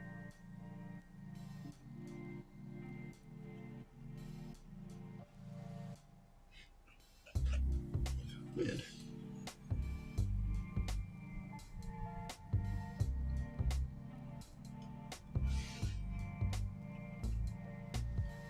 Sometimes the little nib on my stylus gets all gunked up and it sounds like it's scratching my screen. It freaks me the fuck out.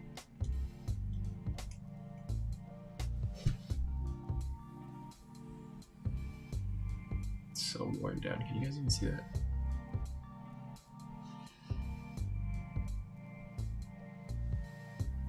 Not really. Okay, I tried.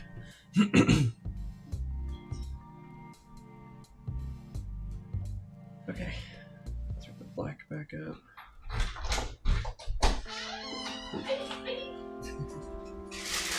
Little door dasher.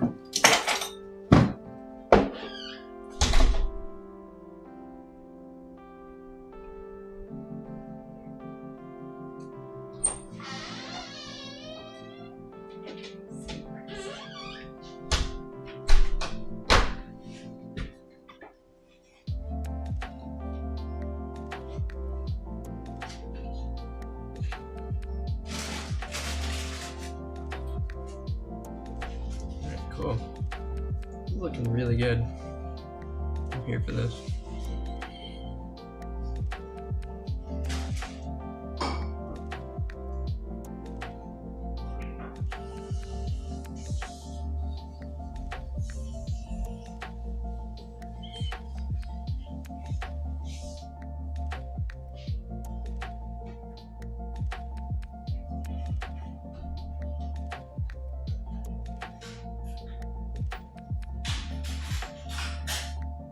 Kind of thinking what else I can add right now.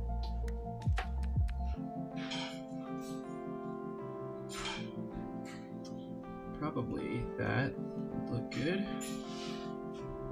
Stretch this outline over the letters as well. Make it nice and impactful.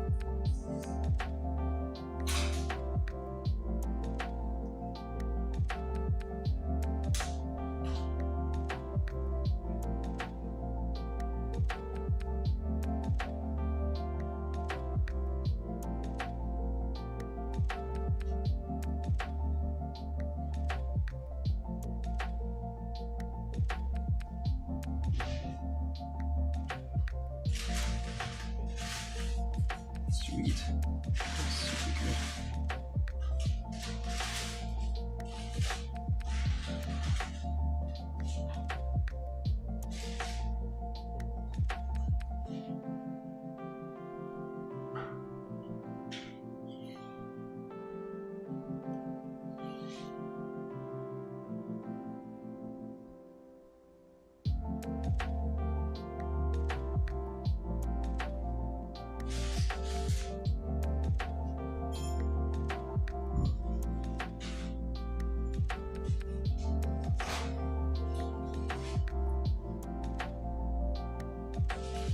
I'm sure it's been done before, but I kind of want to do like a Bob Ross Perry video. I feel like that'd be really fun.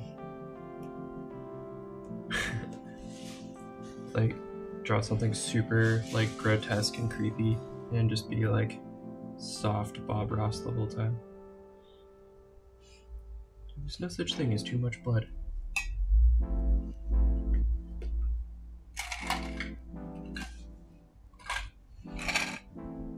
Just a happy little compound wound. Compound fracture.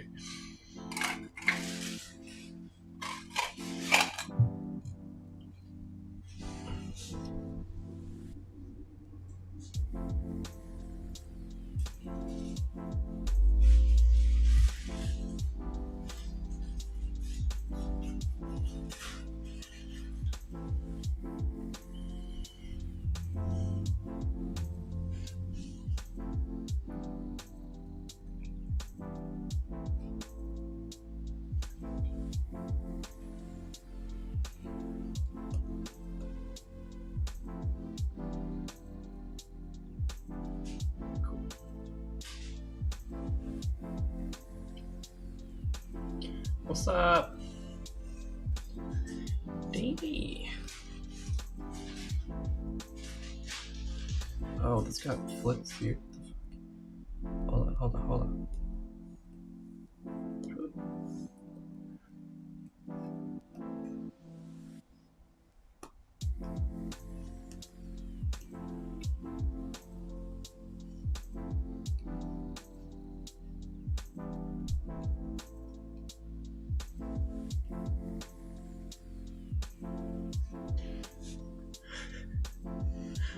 I'm just drawing, dude. I'm drawing some weird shit, as always.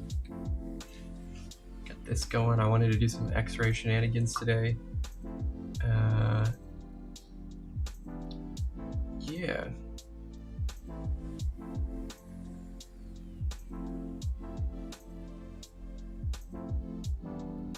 Also, thanks for doxing me, like, immediately. You're good.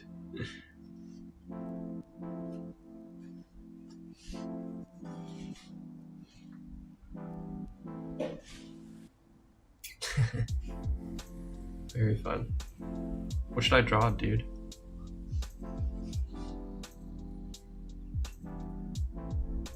Oh, you got an X-ray. Oh, dude, yeah. How's your shit?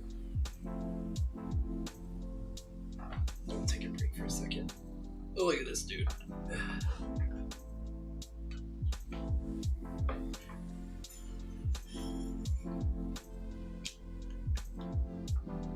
Papa. Eita.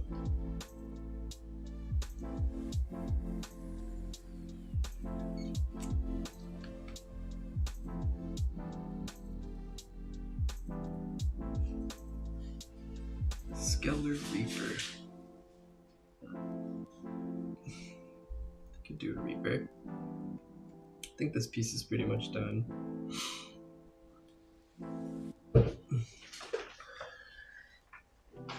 Sprained your knee and ankle.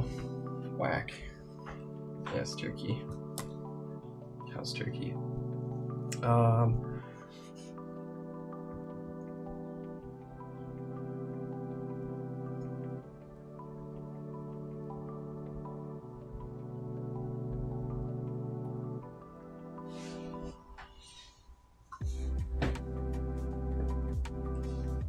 Okay, I'm gonna mess around with this for a tiny bit longer, but then I'll push on, do something else.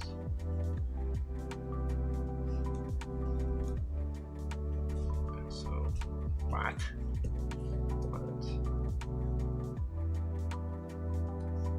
Clean this up a little bit.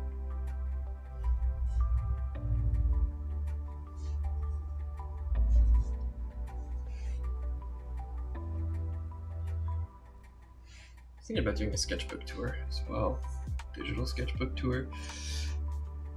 I'm sure everyone who's here probably follows me on Instagram, but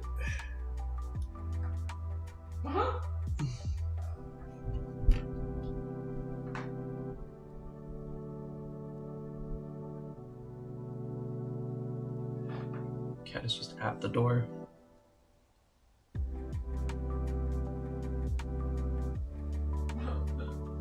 Thanks, dude. Yeah, good luck with Derby.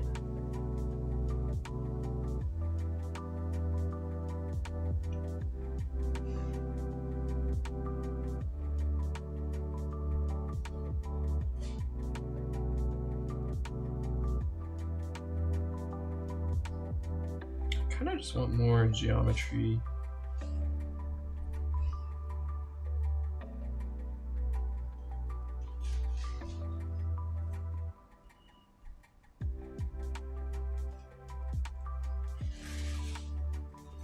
We go.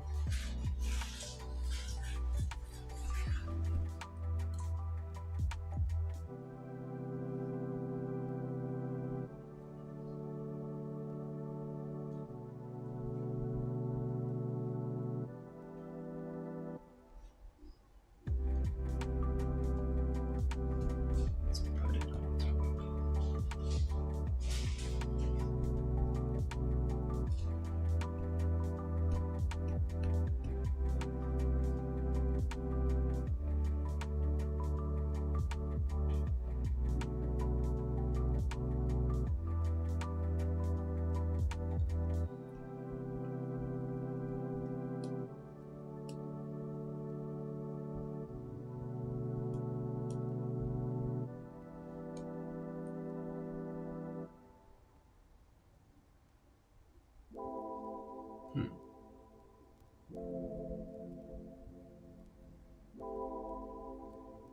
I like it.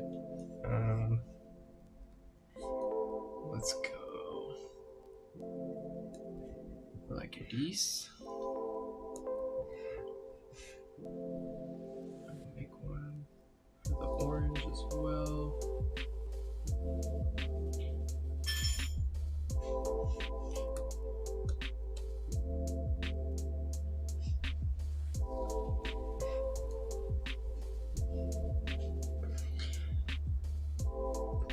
Very cool, very weird. I think this needs to be orange in here. I'm making the executive decision.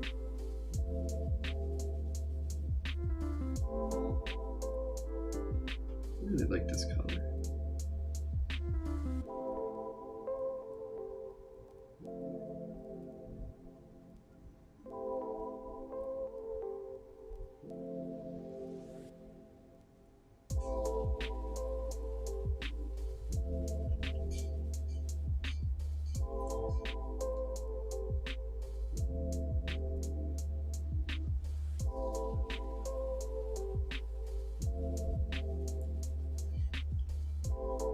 good.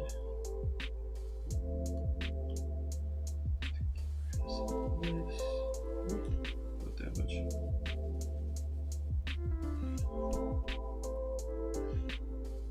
Whoa. Okay.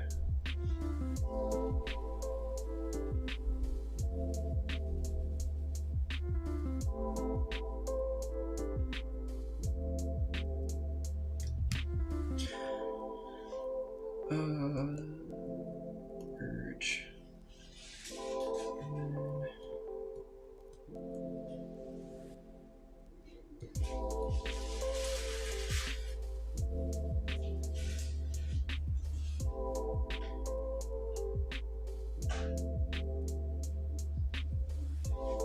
Oh, wait, no, we want this color.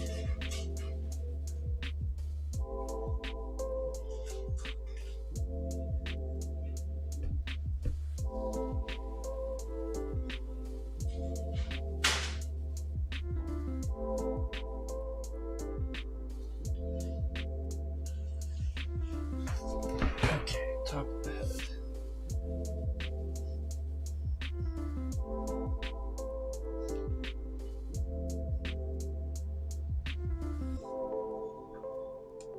Nice.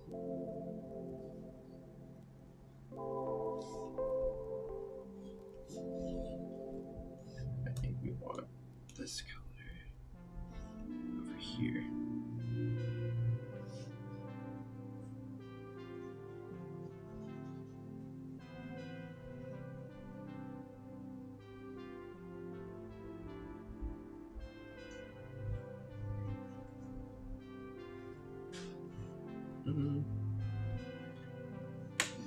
Yeah, that's very rad.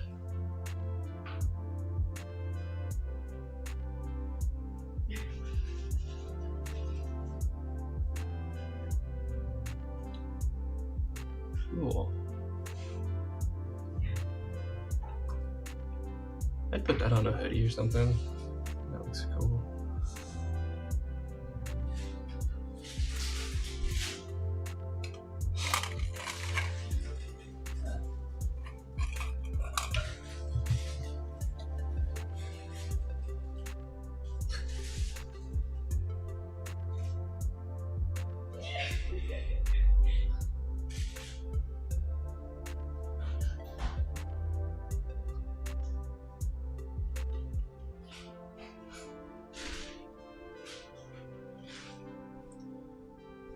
Okay.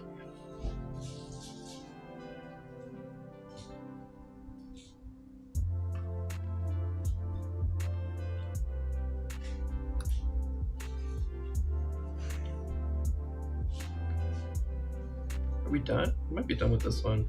Struggling to think of what else I could do here. What else I want to do.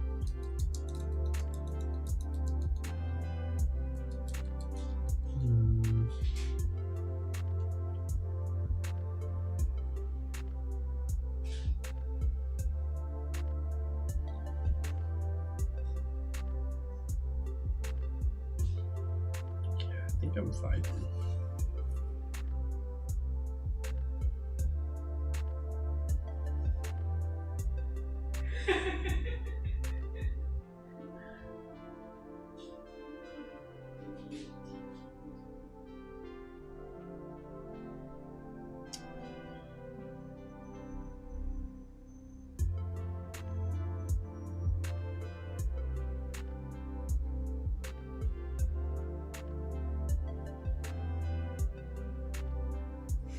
Just out of curiosity.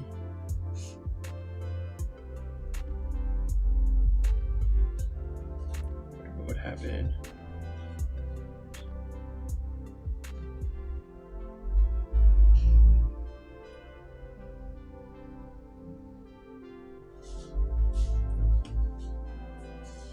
Kind of want to take this.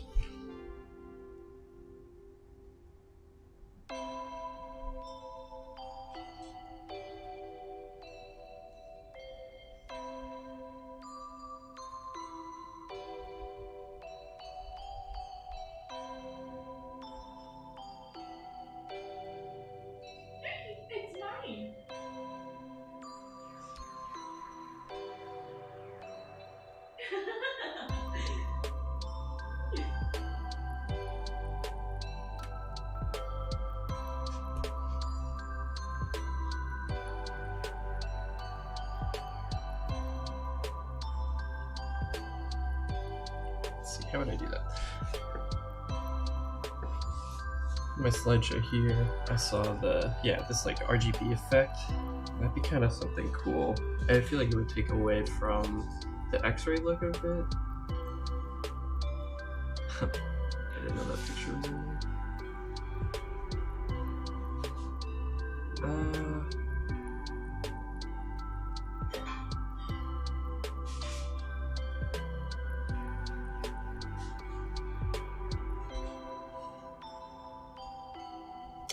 Oh, actually, I have an idea.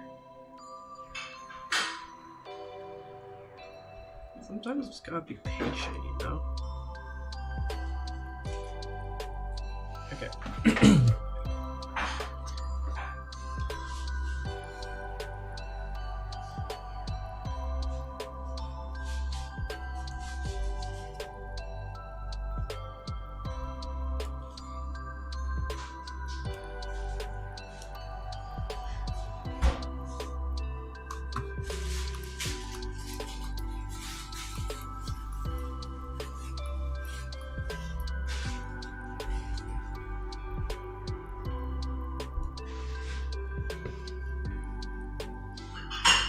First thing I wanted to do. It's a rad little like halo thing.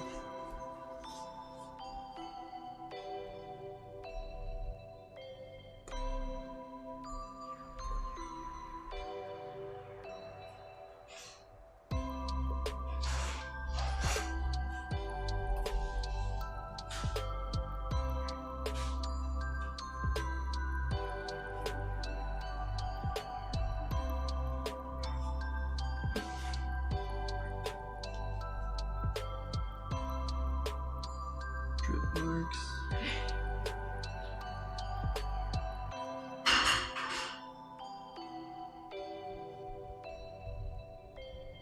Cool.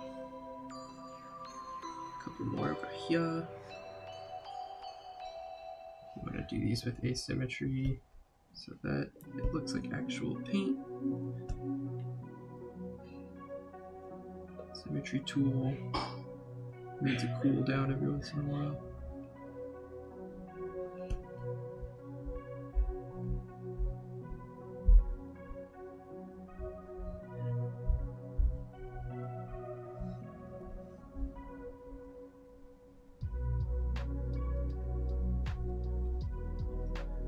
Rad.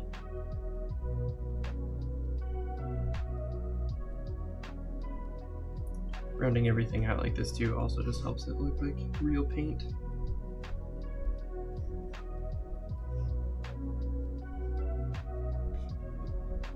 Oop. Nice.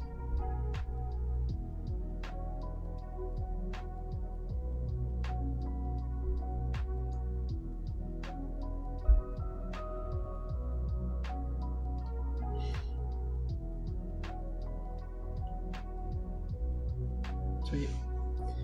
Alright, I think we're good on this one.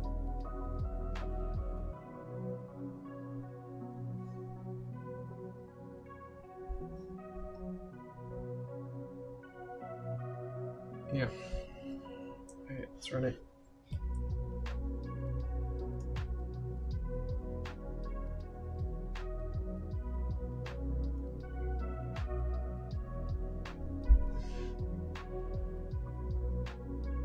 Awesome. Okay. Starting fresh. Is there anybody in here who wants to chat about what to do?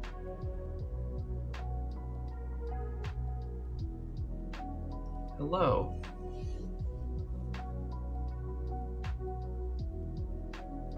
I can just start drawing stuff. If somebody wants to recommend anything, I'm here to do that too.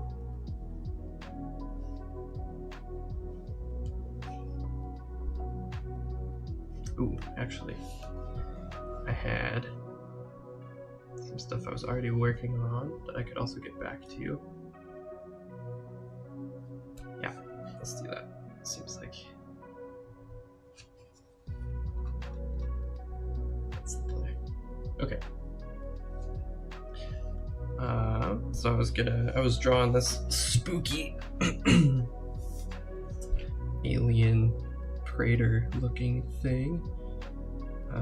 Big inspiration from some new Magic the Gathering stuff that came out. The art from that is super fucking sick. So yeah, I'm just gonna be sketching around on this for a bit. And we might even get to like an inked version of this today before we end the stream. It'd be kind of cool.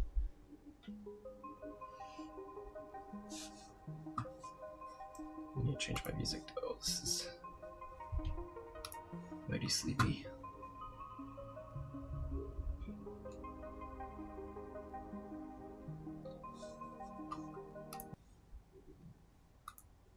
Epidemic Sound provides you with restriction-free music and sound effects that you can use across all of your content.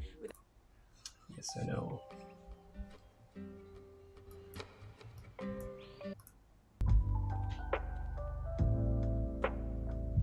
That's literally the same stuff, whatever. Okay.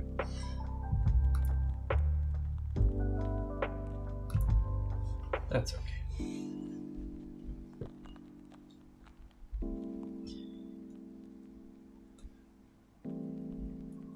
Alright, so I got kind of lost in the weeds on this yesterday. And I think I need to sketch more of the basic body stuff out first before I get any farther. I have no idea where like these little lead points are gonna go into.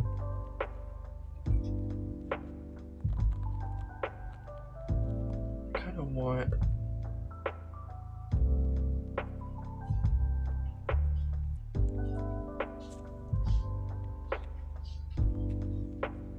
some outstretched arms.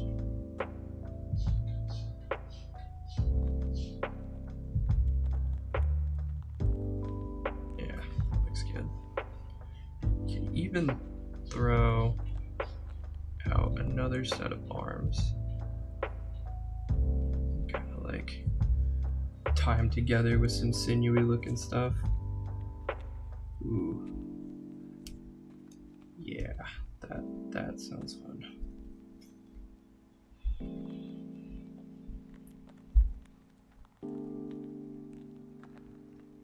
I really like creepy multi-armed things.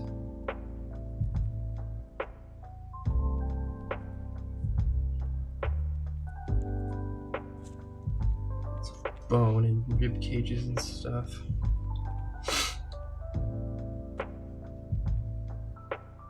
Oh, look who's here. Nope, nope, nope.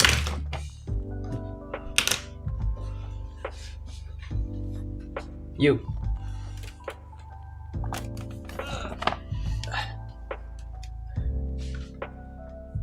Tiny menace. Tiny menace. Hairless cat. There. Just take it out.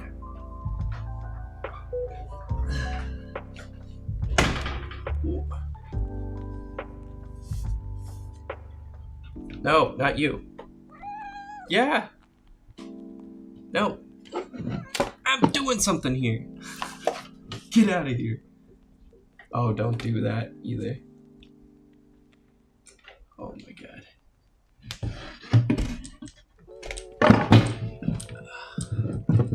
Just preemptively moving stuff out of the way so cats don't ruin it. Okay, back to this.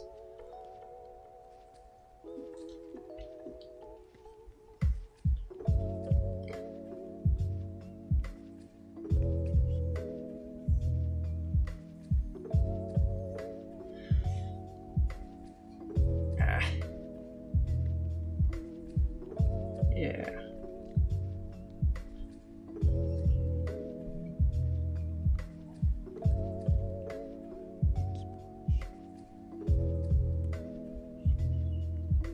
Okay.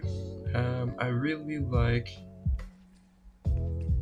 this so far, but I think he needs to be more bony. Okay, getting lost in the weeds again.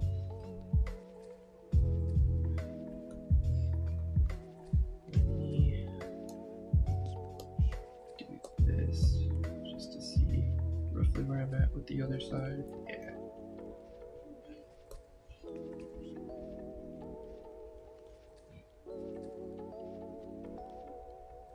don't want to copy it exactly. I just want like a rough idea where I'm at. I think the sinewy part will look different on this side.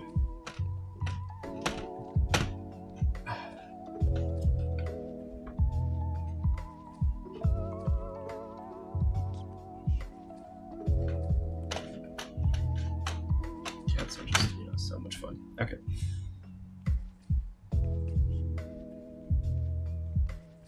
And here.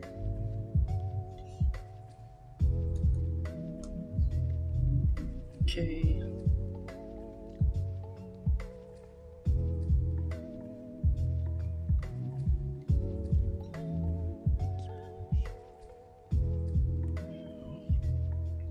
Throw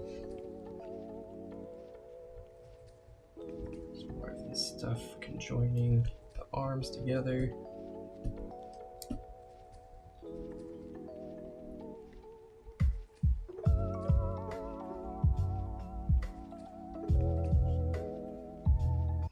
Showing up on the first page of Google Oh no. might not be the best for everyone. How many ad breaks are in here? Okay, looks like the last one.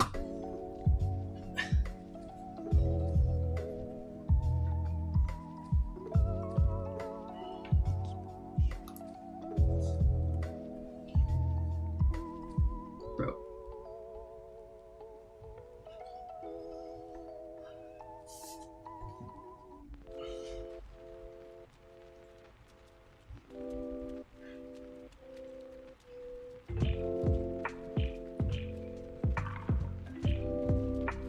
What? Some crazy looking hip leg things. Ooh, fact.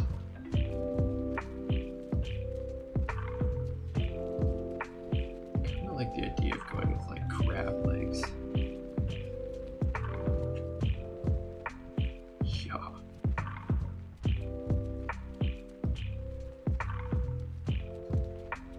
Big spiny kneecap things.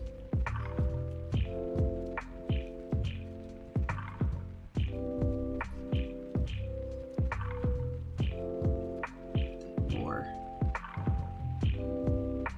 ligament, sinewy stuff holding it all together.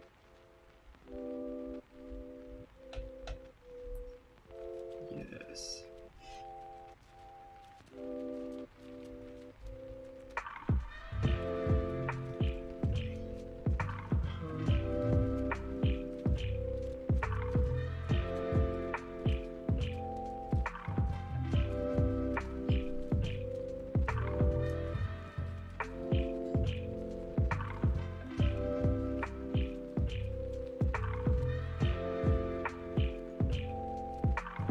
This one is going to be sort of facing forward a bit more.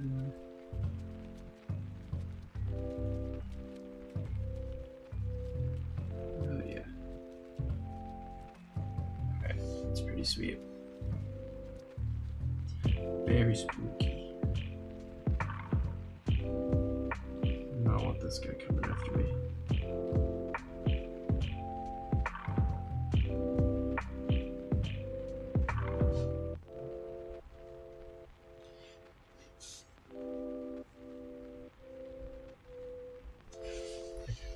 Coffee break.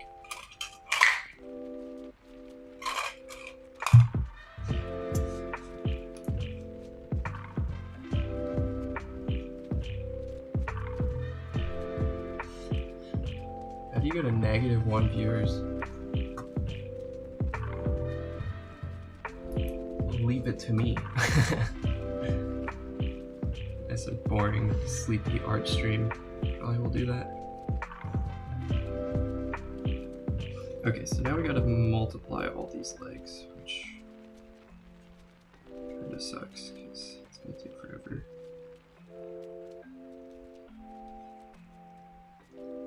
It's probably not too bad, actually. stuff them in real quick.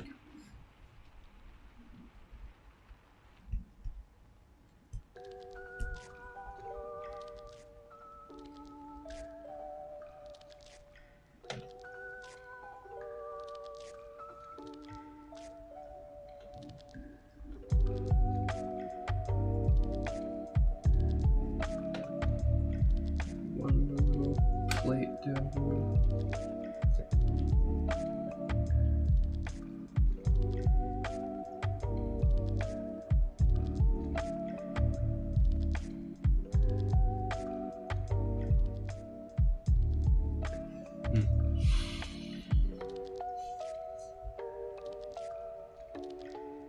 Okay, let's figure out the second set of arms too now. I think they're gonna be kind of in the way.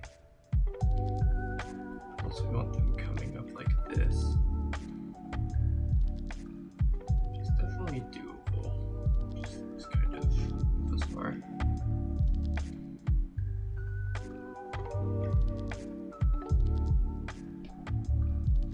Some more outstretched hands.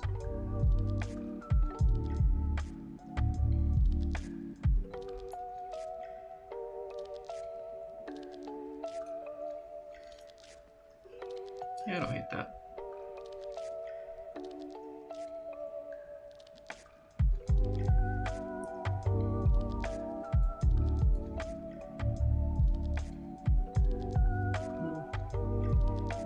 I mean, I kind of hate that. I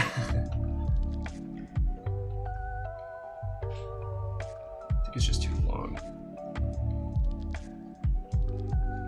Yeah, that was just not quite.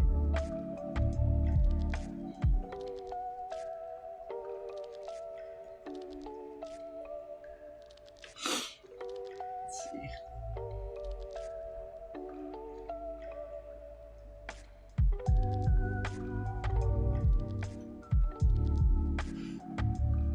Getting more spider vibes than crab vibes now.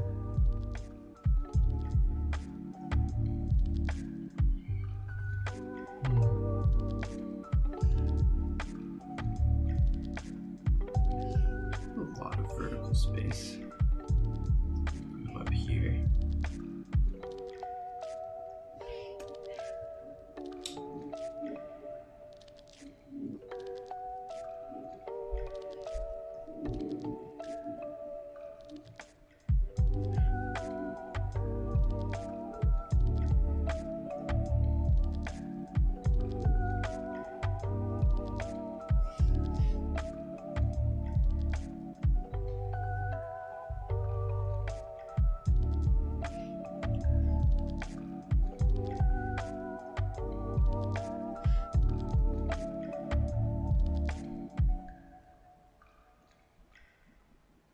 Yeah.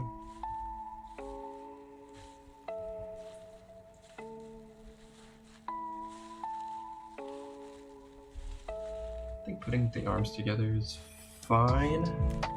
Might get a little lost in the limbs. I think clearing up some of this background.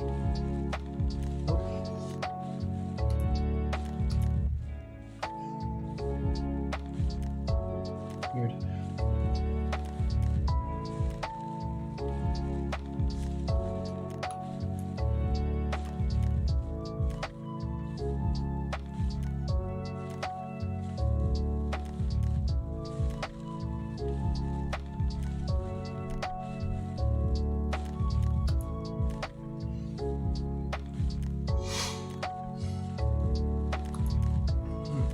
Okay.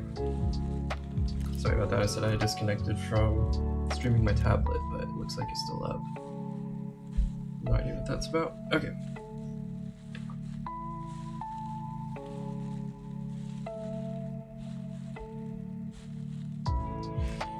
Yeah, it's not quite it either.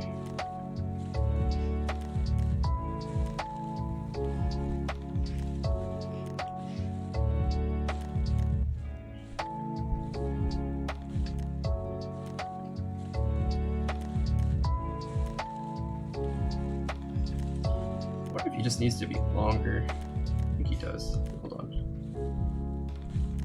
Let's do this. I really like these legs, but guys think they need to be further down?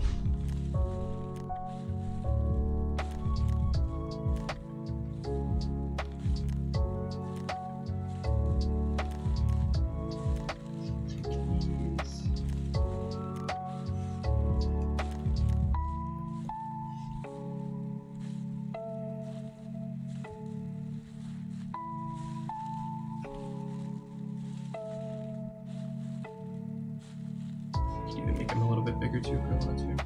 Alright. Yeah, they need to be about there.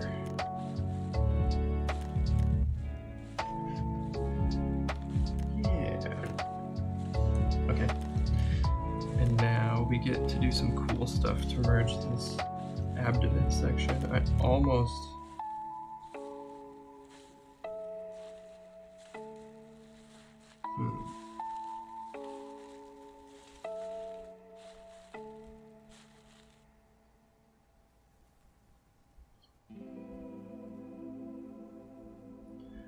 I almost want it to just be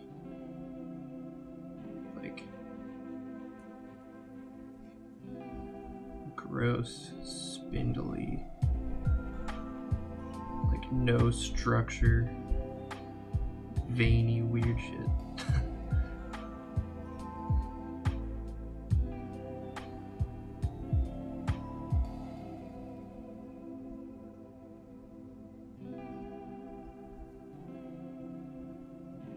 That's kind of rad.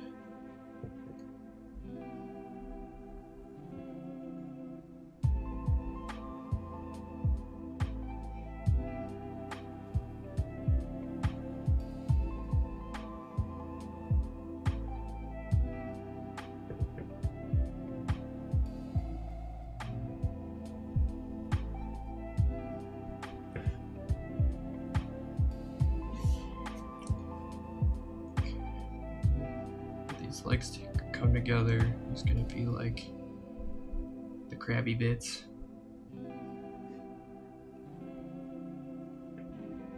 I think it needs to, so yeah, we could have it like hollow in here. Just get more weird. Ooh. If we wanted to, this might be kind of campy. Just because we're putting stuff places. Like an eyeball.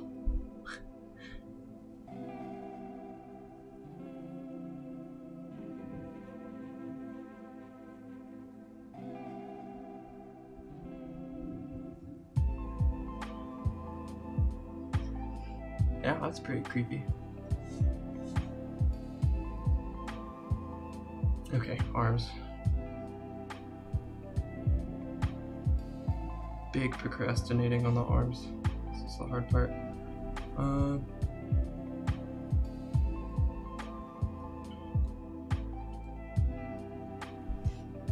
So we've got here, probably like here.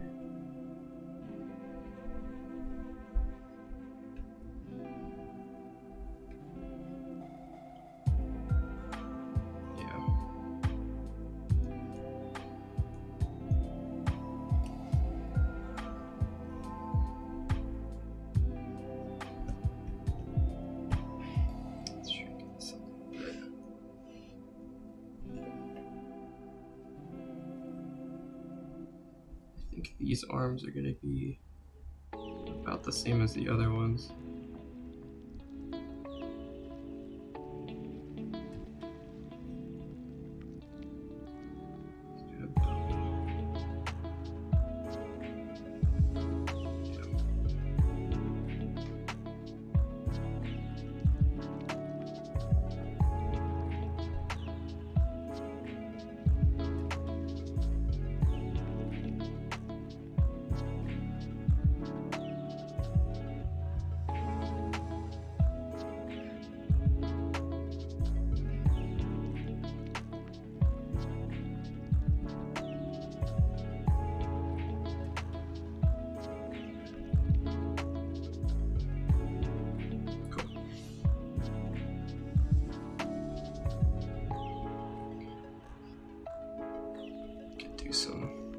Baphomet style stuff here. What? That's alright.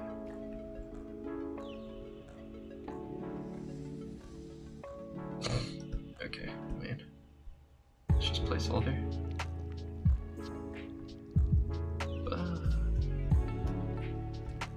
Man, no hands. How they're just so easy to draw.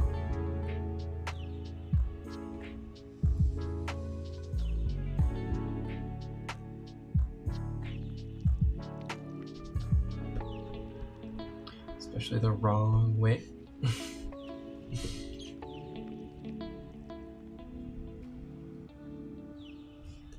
What? Can't even look at that. Okay.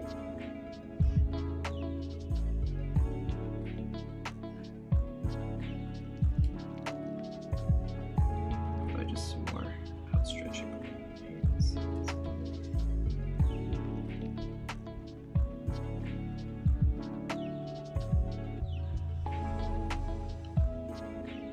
Nice.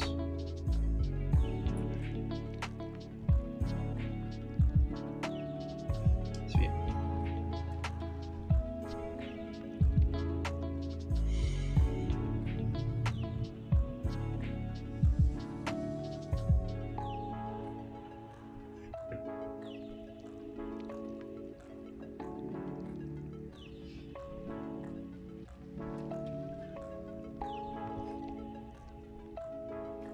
Cool. I think that's a good starting point.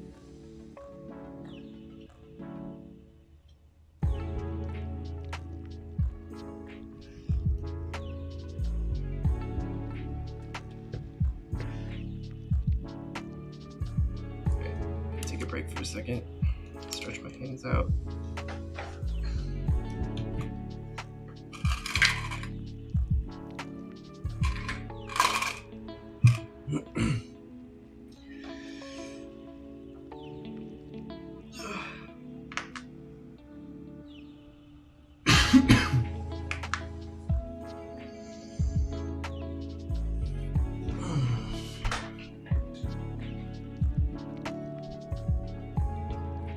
Okay.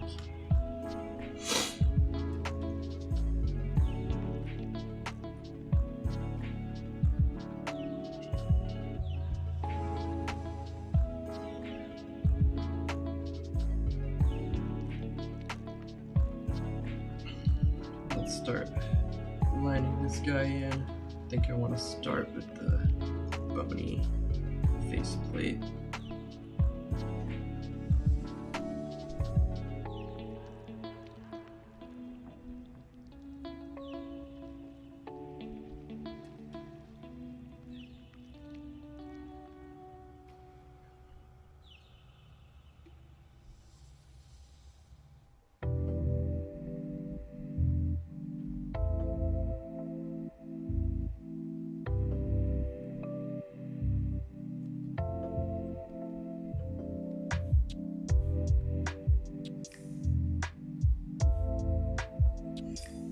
I want this to look like kind of a mixture of bone and more traditional like antler texture. So we'll probably use some stippling and some line work here.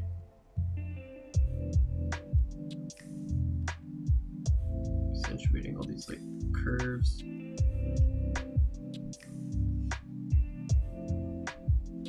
Getting nice and small, but this is where I kind of hate digital art. It's like the pressure I'm putting on is not what's coming out, unfortunately. That's okay. Give it a whole bunch of this like texture. Yeah.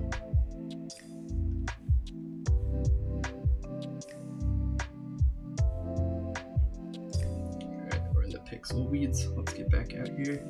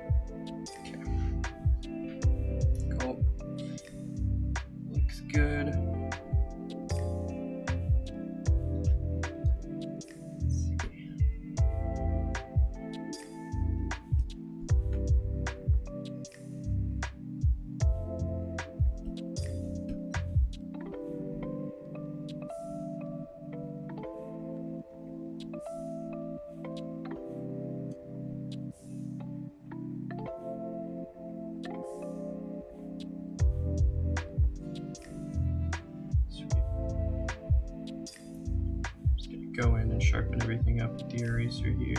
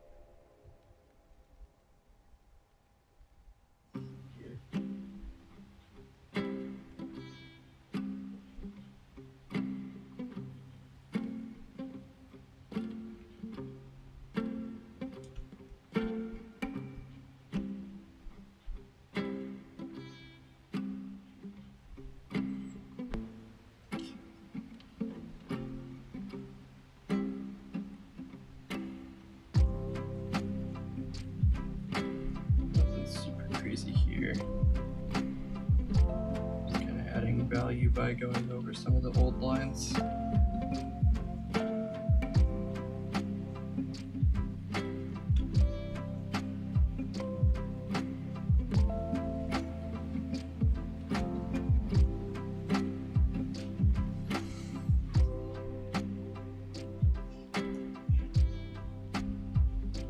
Cool. Let's start with that.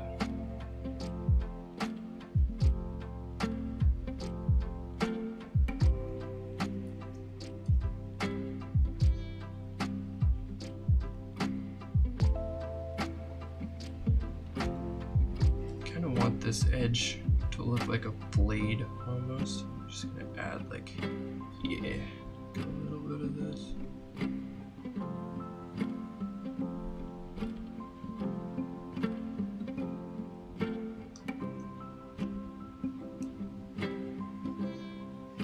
Same thing with out here.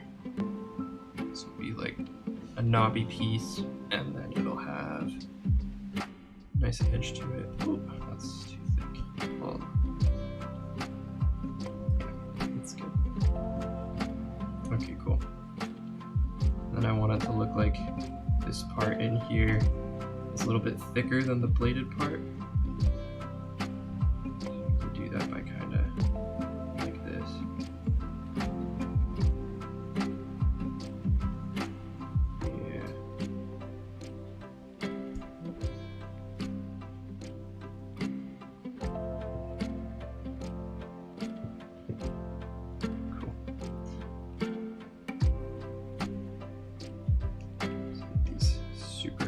Pointy, nice and thin.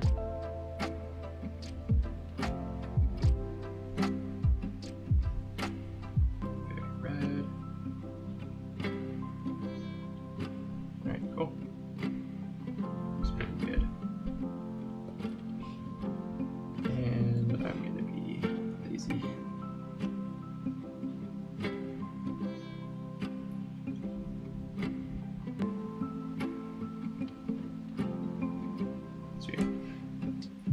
Good enough.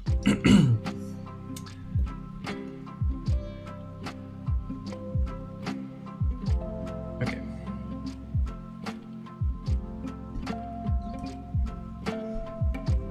Now for this part, just gonna give him kind of like a standard jawline. So look at what I have underneath.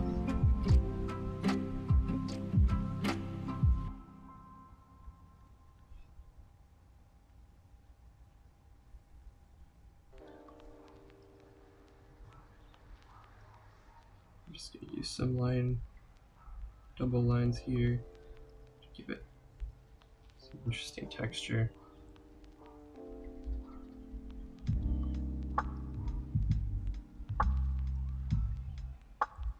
Okay.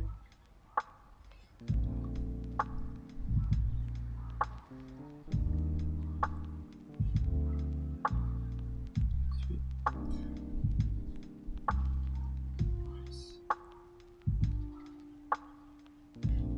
I think for the most part this is going to be a black and white piece.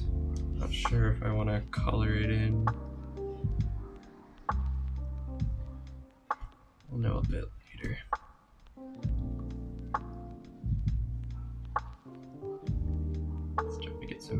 symmetry here, which is good. Okay, now the part that I don't know about is the top of the head here. So before I kind of had it with like these two knobs on top, but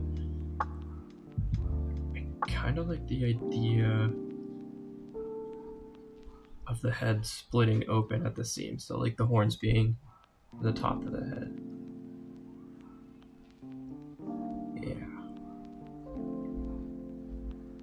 Yeah, that's tough. Okay, so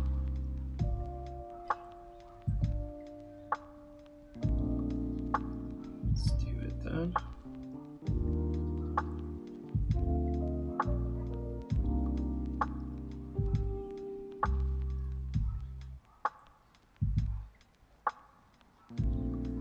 When you're doing this kind of texture stuff, to make something look like it's like ripping apart, basically just making these round shapes and trying to get as thin as you can in the middle. Yeah. And also, same thing like with the horns, just going over your curvature lines and doubling up on them gives it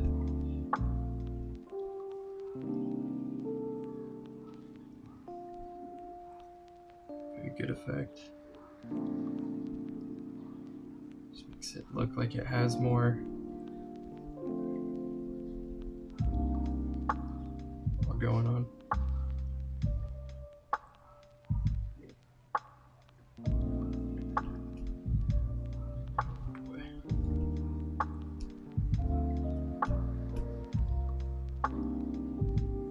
There we go.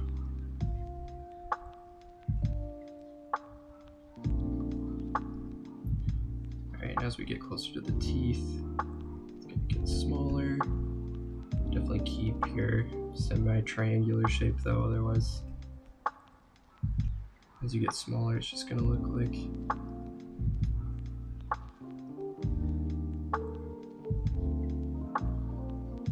it's falling apart, not pulled apart. Yeah, kind of hard to describe.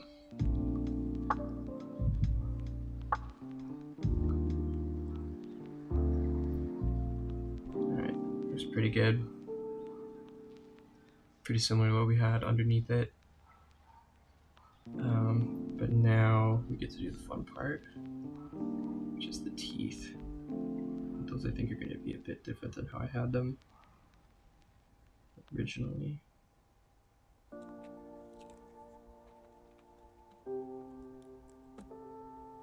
Gonna go with some very dramatic angled teeth.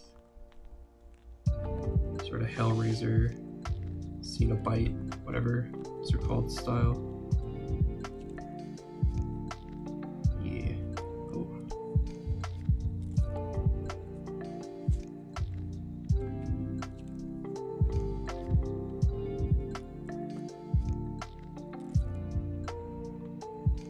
Just like with our last piece, at the top of the curves of each tooth, I'm gonna kind of go over it, and that's what creates the sort of look of a gum line.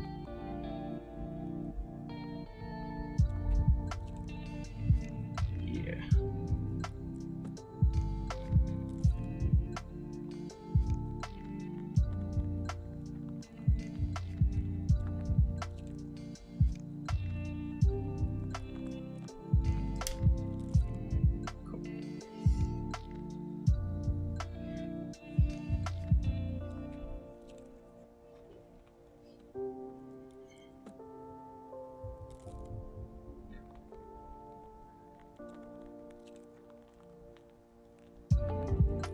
Make the bottom gums a little bit pointier at the gum line.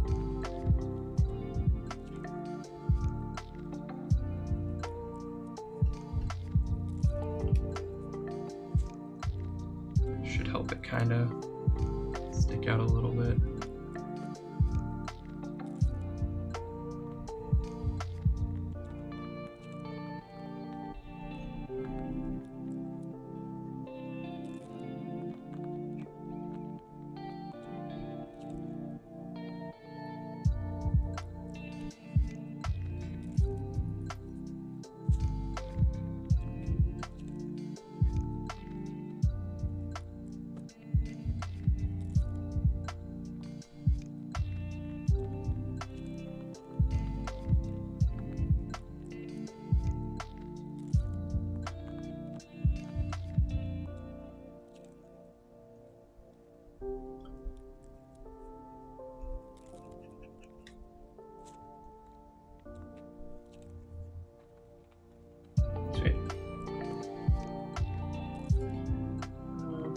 shave these little notches. I gave the horns off, kind of invading the teeth space a bit.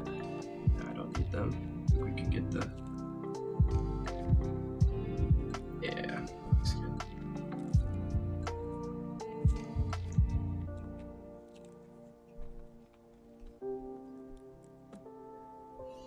Okay. Getting there.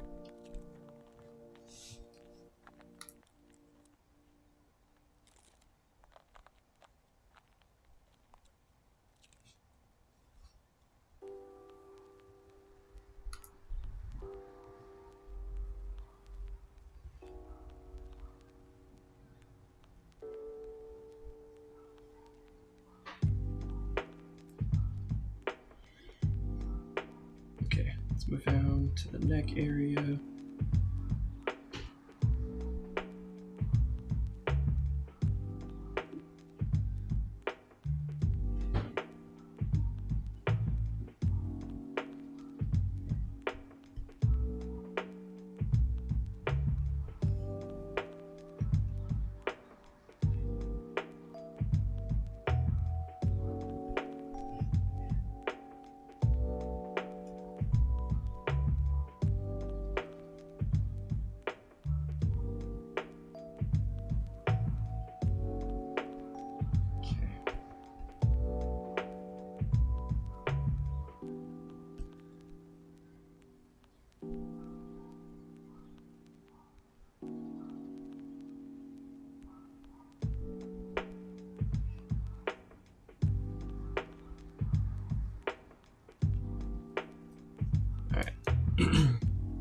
And on the original sketch, I had him sort of having like an open throat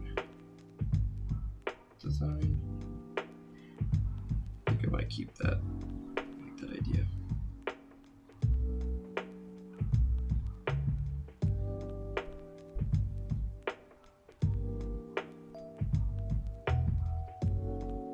Sort of add some more detail.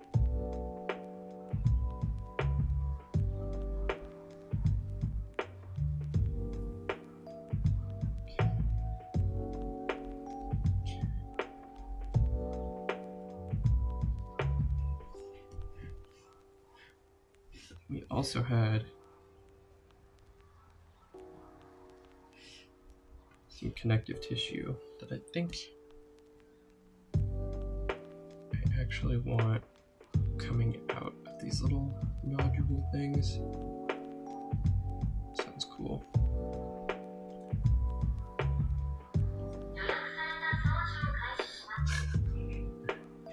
It's my Roomba. I have it speak Japanese because reasons.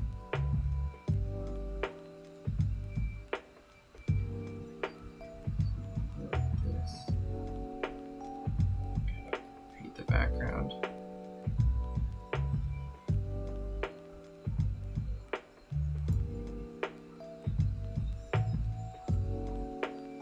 Hold on, let me go turn that off. It's super annoying.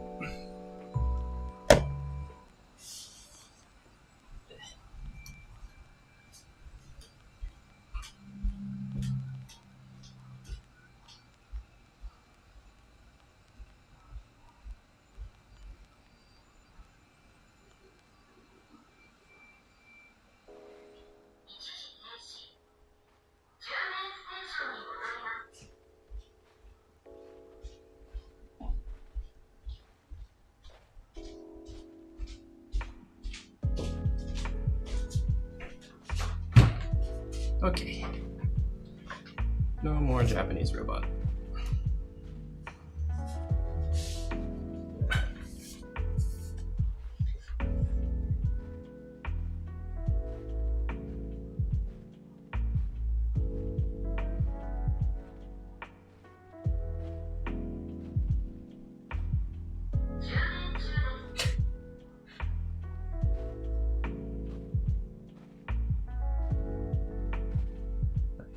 Yes, that looks really cool.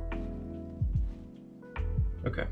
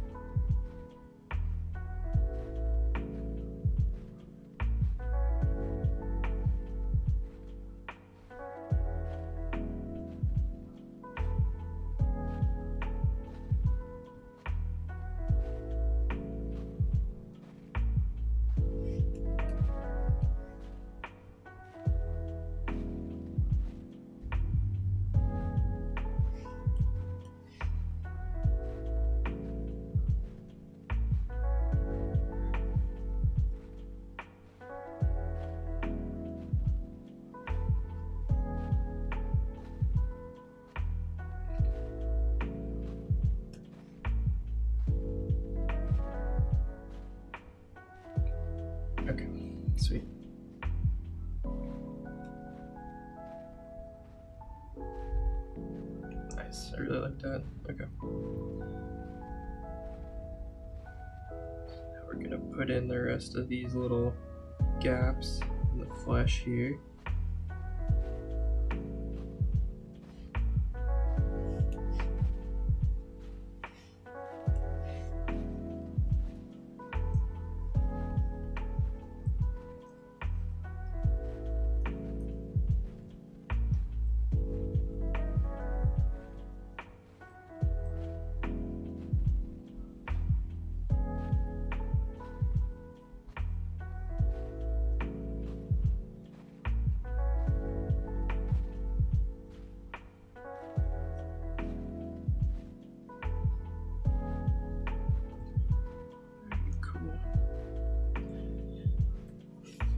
And then he's kind of got this like collarbone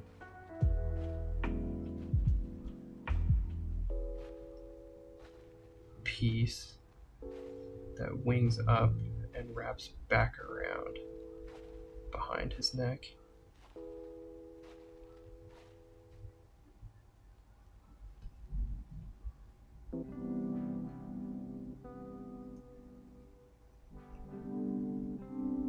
Yeah. I think I want to model it a little bit more like the antlers, so I'm going to give it some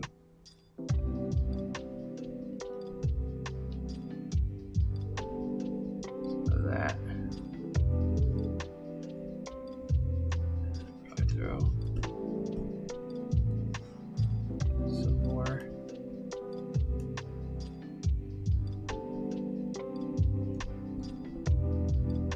Stuff like that. Yeah.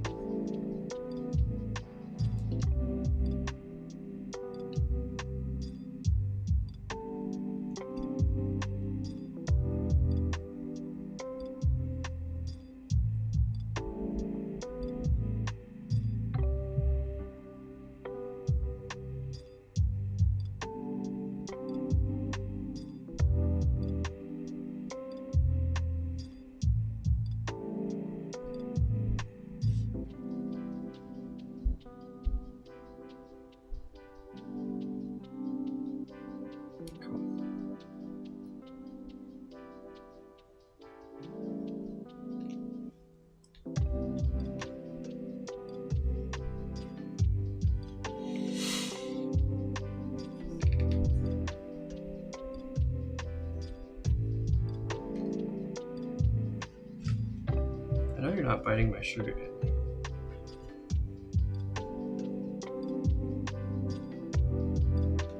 Oh my god.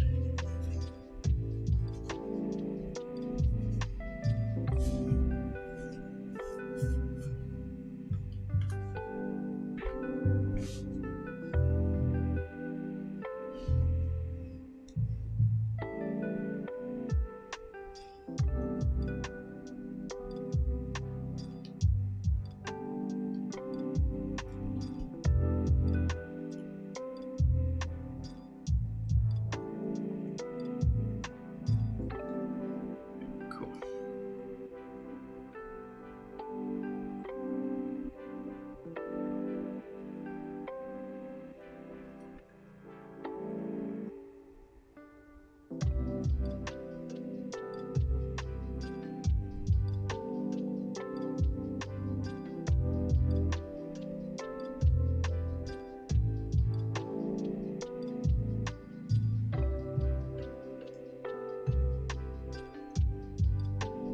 Alright, it's coming along pretty good.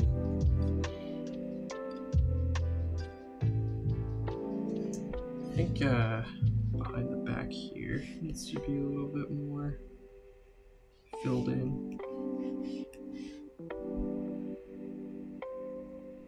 Yeah, something like that.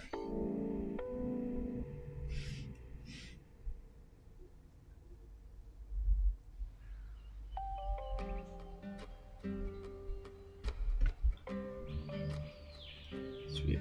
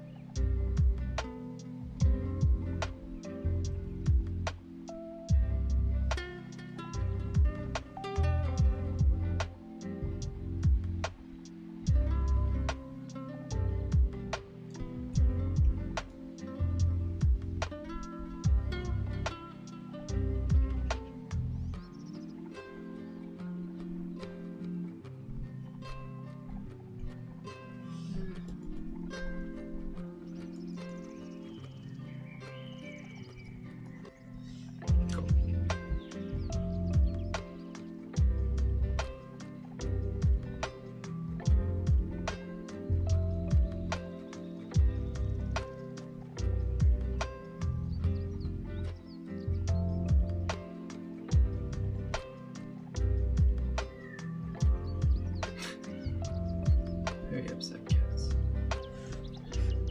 Alright, that's pretty good.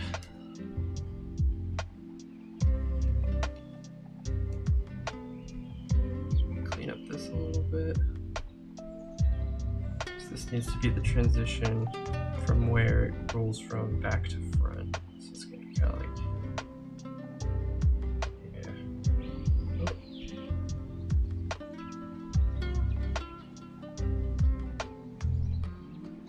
rad.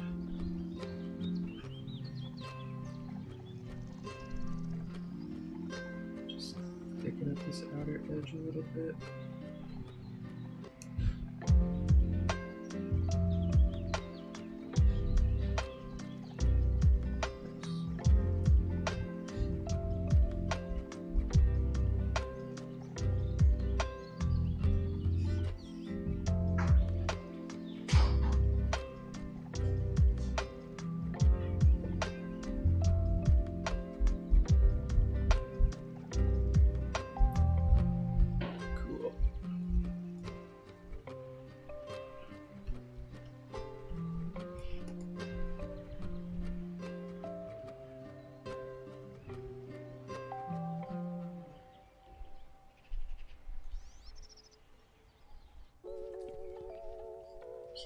Do it on the other side.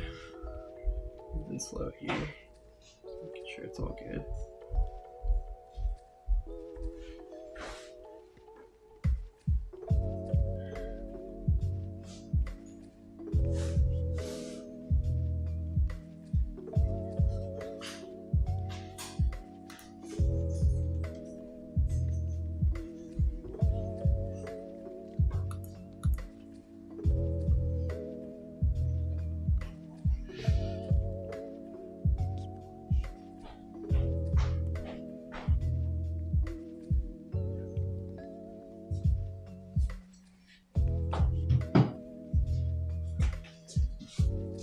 You rowdy?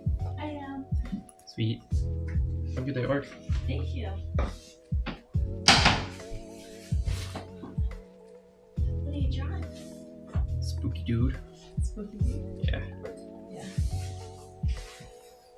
He's like a giant crab thing. Nice. Fuck yeah. Mm-hmm.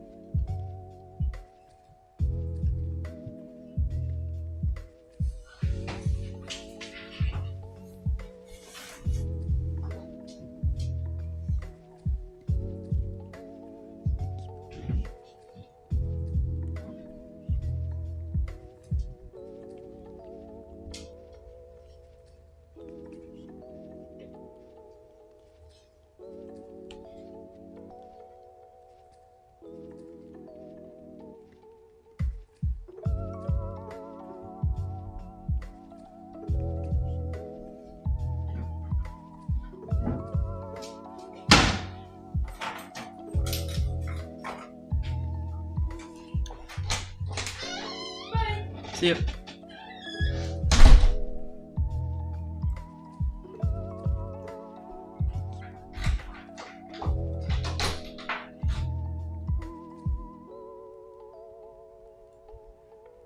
Cool.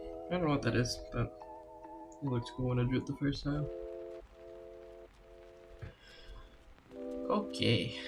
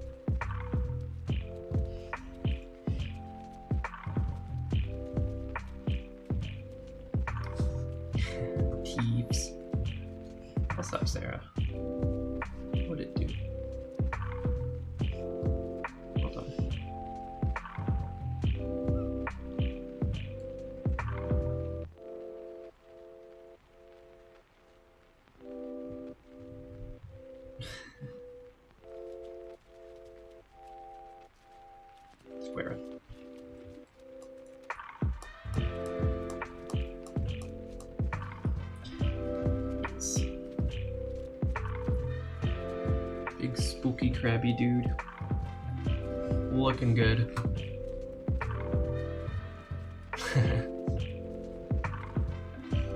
It's fucking bright out. Getting hot sitting here.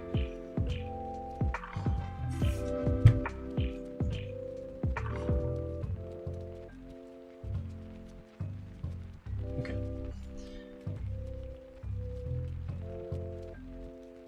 Oh.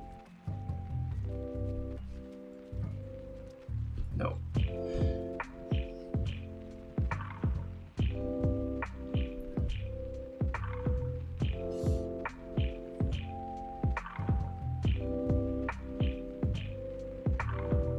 There we go.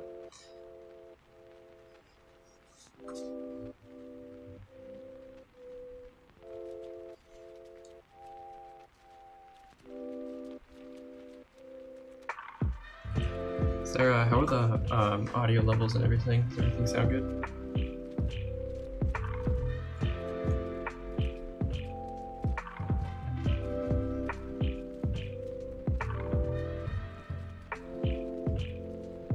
Assuming you're in your headphones and stuff.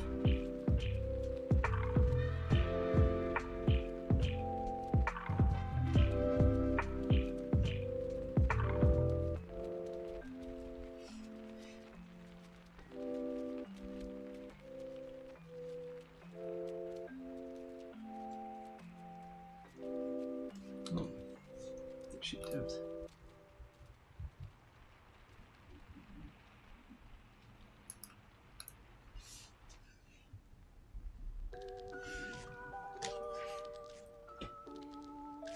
Okay.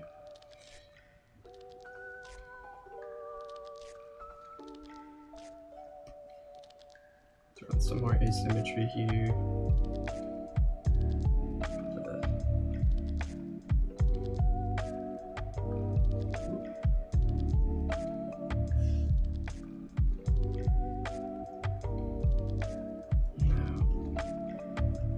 Don't like pieces that hang out like this because they kind of look like a barbed wire or something weird. It doesn't quite look bony enough. I think when you're going for like the bony sharp stuff, you want to leave like a circle like slightly open like that. That's more of like the barb that you're looking for.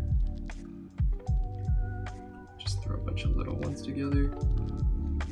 Get kind of like a spongy looking effect. That's pretty good.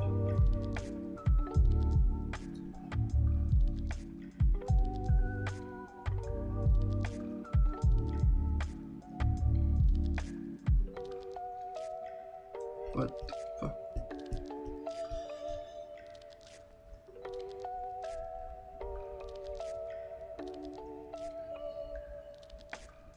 Okay. Nice.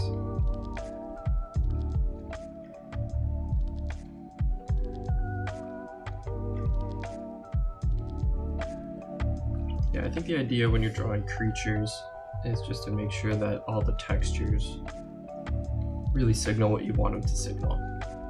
Like, you can't usually invoke the look of what you're going for creature-wise without understanding how your line work sort of makes the creature look like it's made up of stuff, like whether it's bone or sinew, or like you want it to be really kind of slimy and gross. There's a lot you can do with color for sure, but I think when you're doing a piece like this, all the line work, all the little stuff that kind of piles up over time, that's how you really start to get the look and feel of your creature.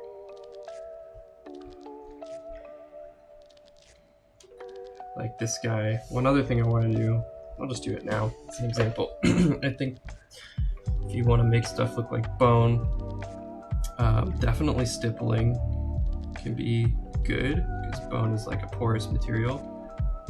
So giving a little bit of stippling in parts where there's a texture change or where light would get stuck looks very good.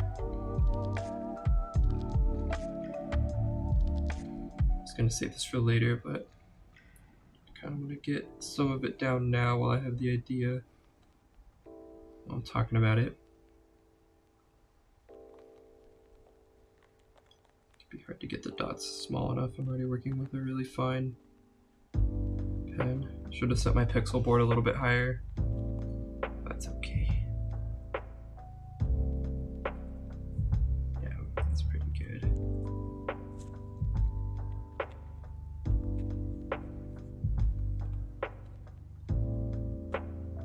Okay. So like that, and then we'll come in here, on this edge, just give it like a little bit of stippling.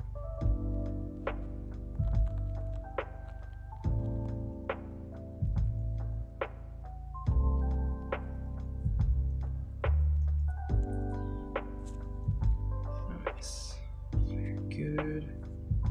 Sort of these like lines here where you have the line whipping into a point. You can continue that point with some dots to help it look good. Anywhere where there's a thicker line, there's going to be thicker stippling that kind of goes in there. Wow, it's so hard to talk and draw at the same time. Okay. So yeah, that's like a basic way to create, you know, good texture to match your creature. Other way usually revolves around knowing what you're going for. So in the art that inspired me to do these, the magic art, Magic the Gathering that is, the creatures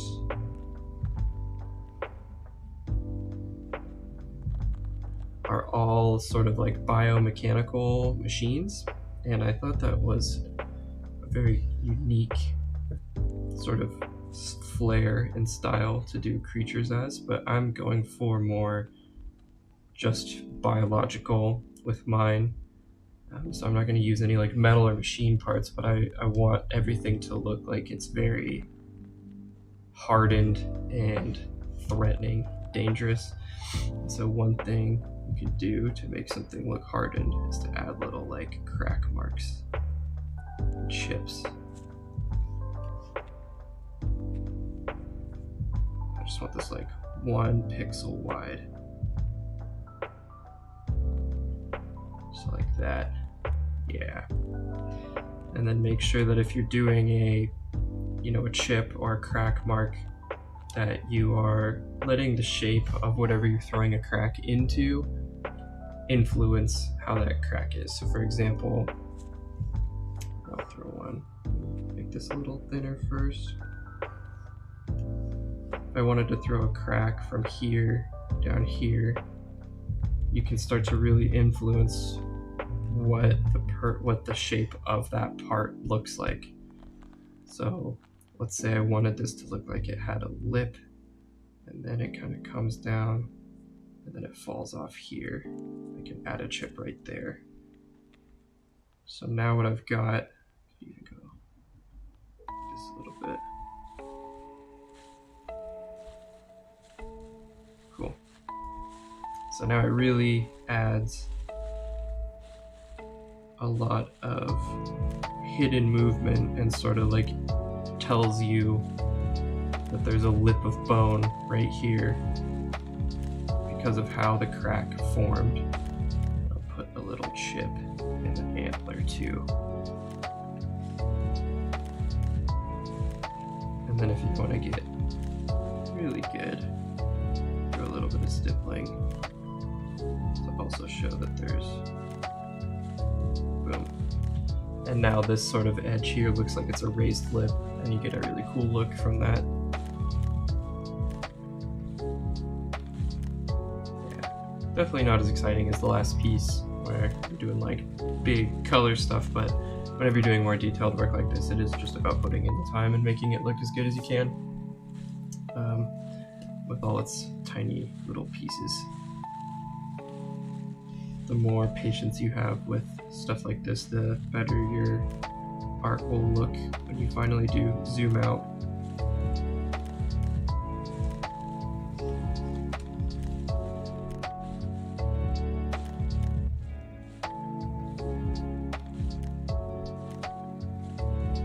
Yeah, it's just super rad.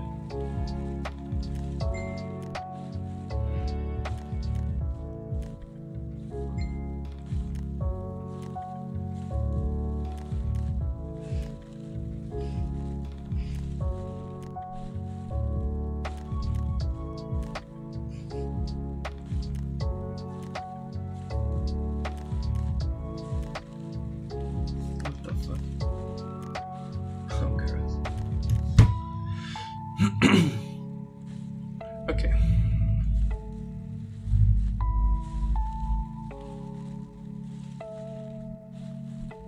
So I think before we get more into that level of detail, I'm just gonna get the rest of this sort of lined out here, because that takes forever. I kind of want a better feel for the overall vibe.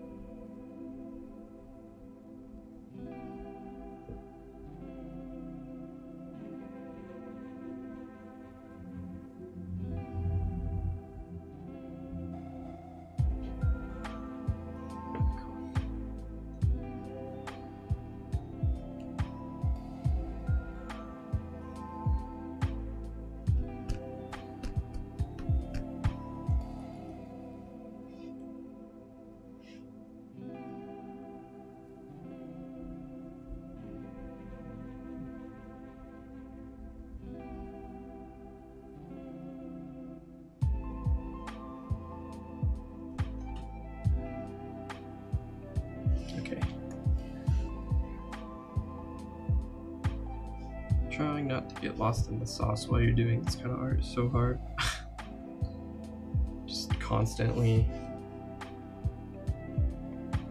getting little ideas for how to do the tiniest little parts of the details. It's kind of annoying.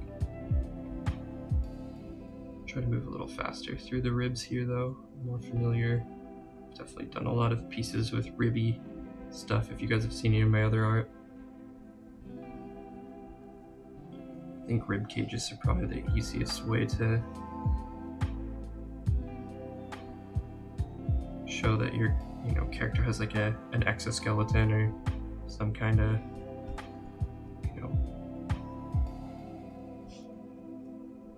inside parts on the outside look. Just cook through this with some lines real quick.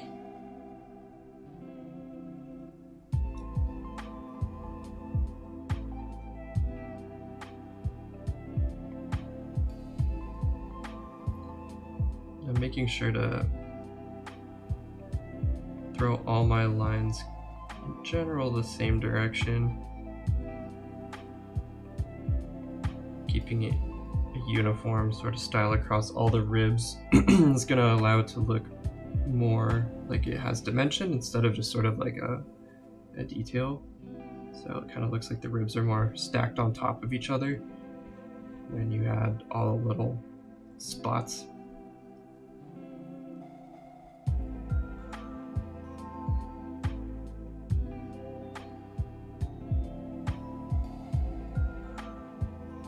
As we get down to these like little ones here, sharpen these back a bit.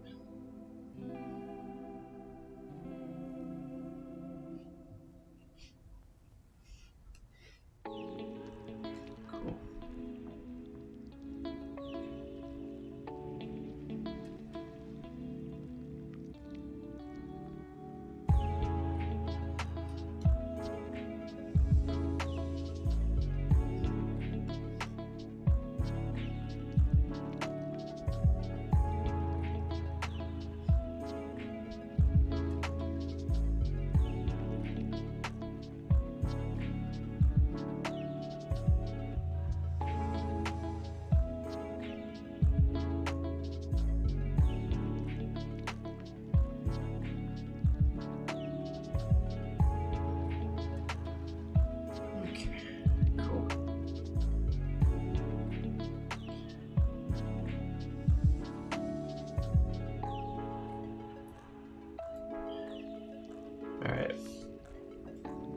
definitely getting there.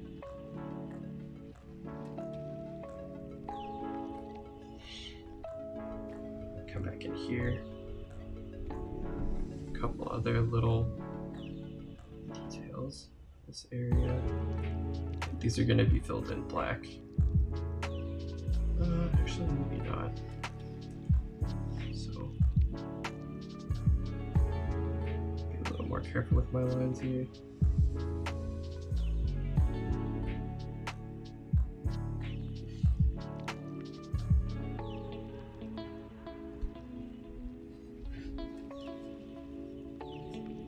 Cool.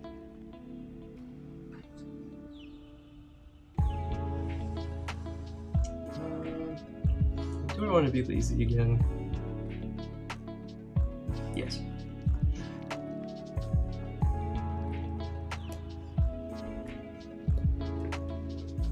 So, duplicating, and just to speed this up a little bit for you guys.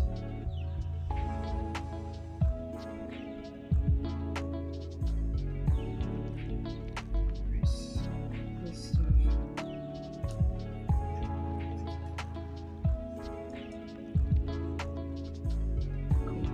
Just have those inner rib cages. Go here. Flip this. Just go right over here. Oh, that looks really good. Nice. I think keeping it nice and circular of a rib cage fits the like kind of crab motif really well. How like the underside of a crab sort of has a focal point, or like a line, a center line in the middle that all the like inner undershell kind of is merging into. I like that a lot. I think something to help me just see this a little better. So I'm just gonna come in here, gray out some of this underneath.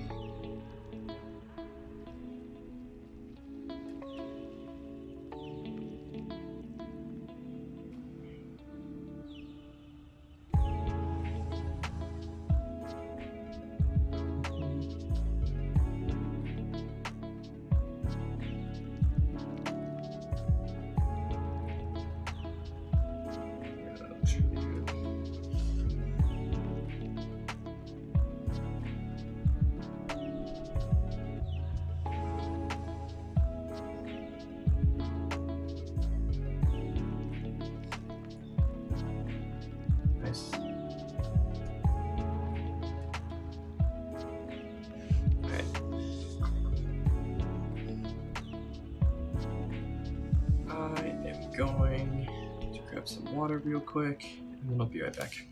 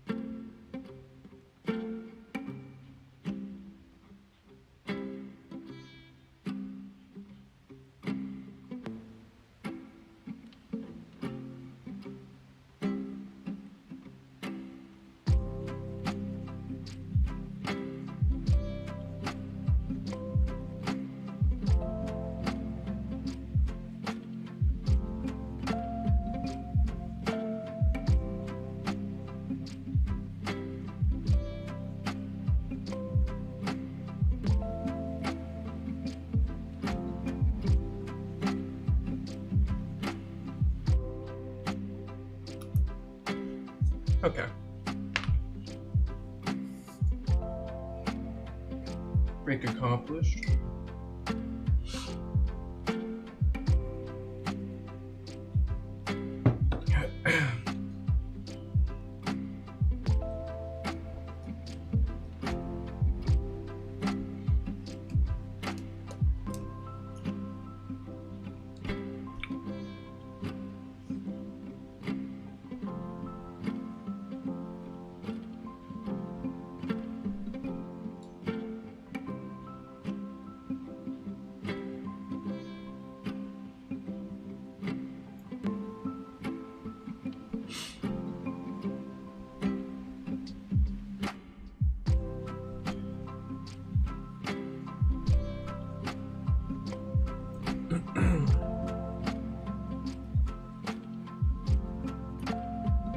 These like bony shoulder cappy thingies.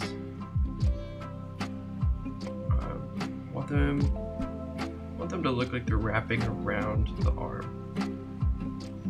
which is kind of hard to do until you've drawn the arm in. But basically, it'll kind of look like this. And then we'll give some those movement lines.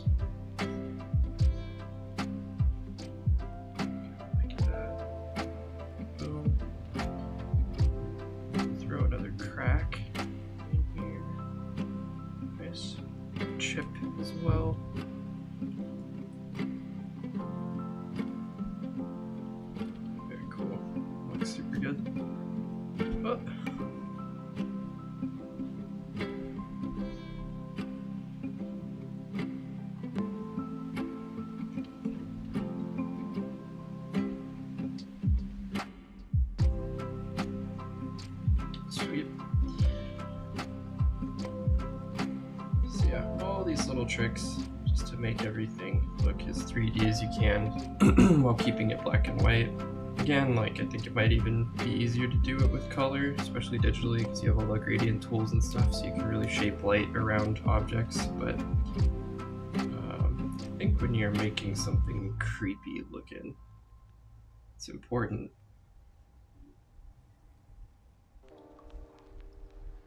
to just get your foundation.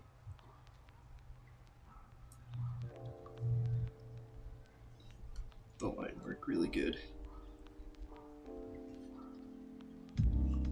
There's many ways to make things pop, of course, but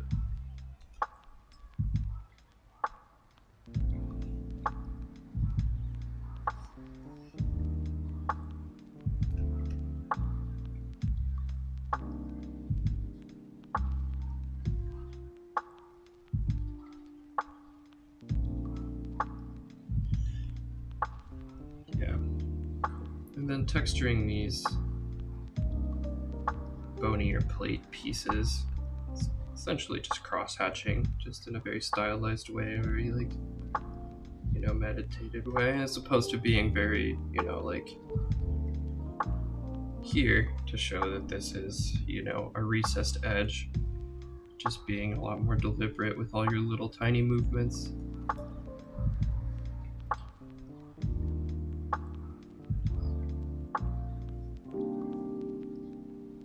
So if it's a piece of bone, maybe it has kind of that stippled edge, as well as some sort of striation marks.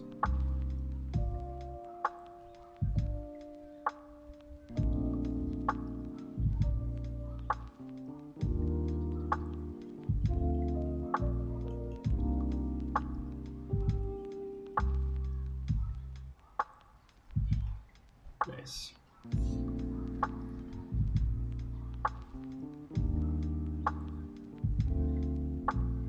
Just go along the edge here. Just throw some in there. Okay, cool. Nice and easy.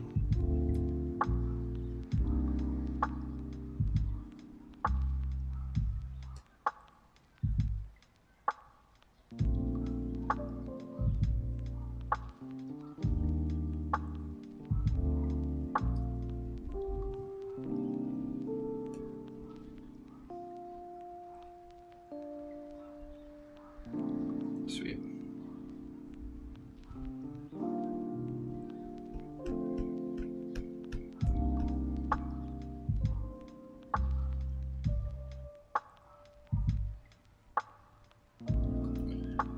Okay. Looks pretty good. I think I might cheat again and copy that later, but let's just focus on this right side for now.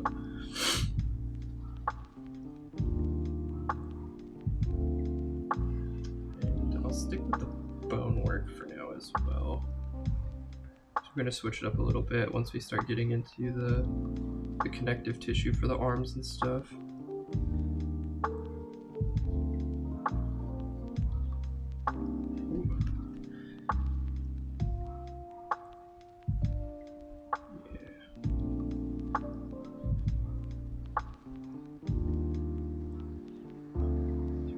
Crack in here.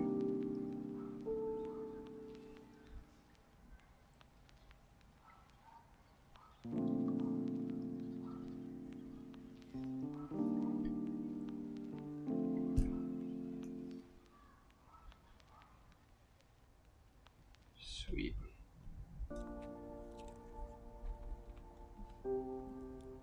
Another thing you can do when you're drawing really line work heavy stuff like this too is you can take your initial really fast pen marks and then go over them and sort of double up on them. Like there are lines here where I really actually like this inside shape, so I'm going to go and I'm going to accentuate that inside shape that I made earlier, just, you know, by moving fast with the outside line to just sort of make it bolder and make it look very like deliberate that it was supposed to be shaped like that. A lot of times with line work, your speed is a lot more creative than the accuracy can be.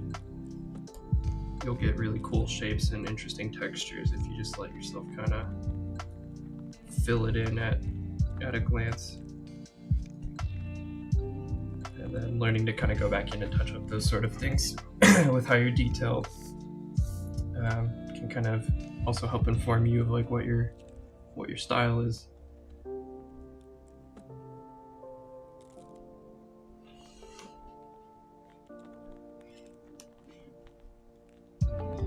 I really like line working because it's, I don't know, it's just very like meditative. It's very easy to do for a very long time for me, and I think there's always this feeling of, you know, getting better. I think line work is something that, you know, you kind of hit a skill cap with, or, you know, once your hand just does whatever your brain wants you to do, it's not necessarily like you're getting more skillful. I mean, you are a little bit, but I think you start to really build out what you can do creatively and how you can represent things on the page using just, you know, a series of lines. It gets really, you know, more skill in the creative front as opposed to just like the technical skill that people kind of associate with line work.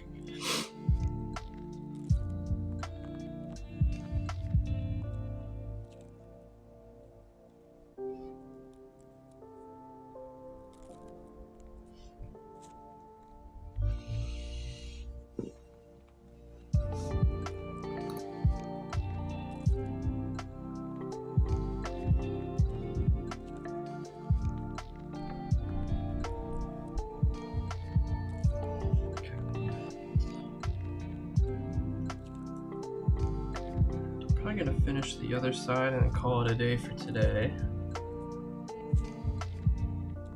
We'll get this rib cage, you know, filled in for the most part. And yeah, we'll see how I feel. I'm definitely digging this right now. Some other work I gotta do though. One thing with ribs, if you look at like an actual anatomical pair of ribs, they have these midpoint markings. It's hard to describe. There's like sections to ribs, and because I chose not to include them on these core centerpieces, I'm going to be splitting up like the ribs as they start to stretch out into other parts of the bone. I think that'll kind of be cool. Knowing a little bit of anatomy, or just like having a general image of how human anatomy works in your head can help you break some rules and make some stuff look really cool later, especially if you're doing like creepy body horror style art. Yeah, there's just so much you can do when you know the rules in order to like break them essentially. Move a little bit faster here through this part. Just kind of want to see what this is going to turn into.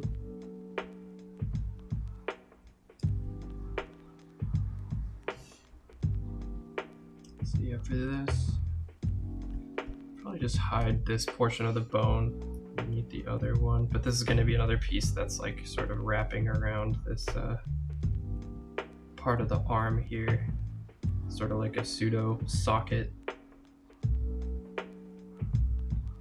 And I think the idea is to also hide all of where the shoulder joints would kind of be inside a bunch of sinew bundles.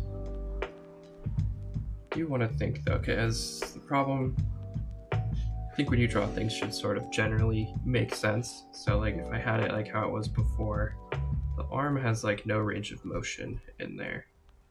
So I think I need to keep that opened up a little bit more. Something like this. So that when the arm sticks out, yeah. Even more circular.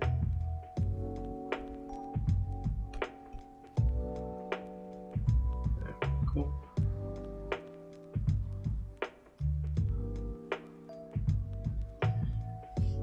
Sweet.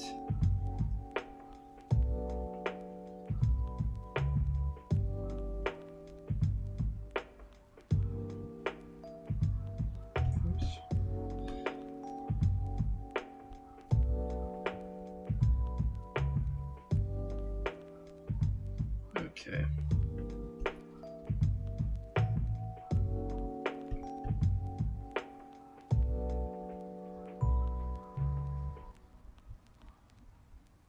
Nice.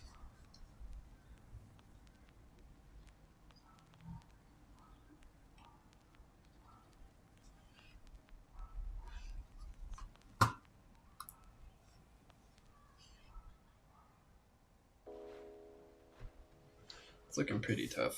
I'm really happy with how this is coming out so far. I haven't drawn like a spooky monster thing in a while. This has been the first one for,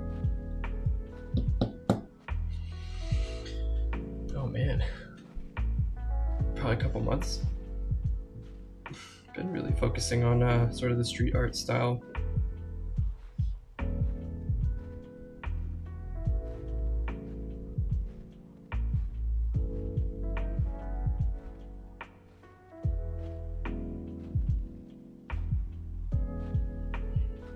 I'll probably put in more work on this piece off stream and try to get something a little more entertaining next time.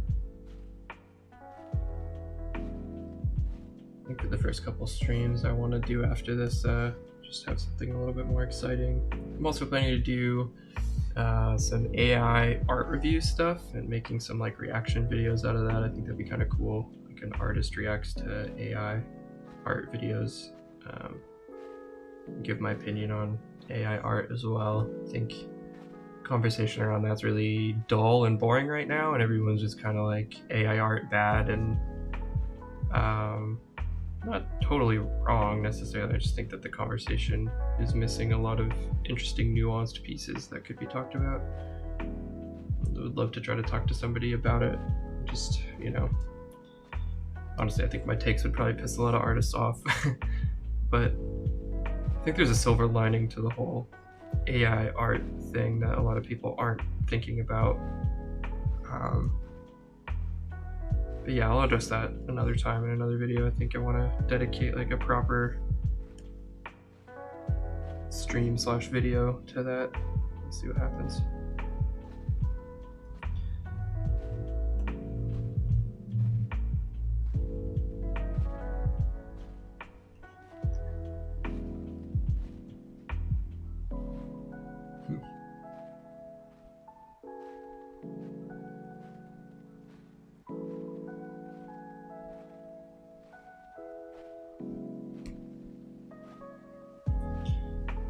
I don't want a cascading thickness to all these bones here.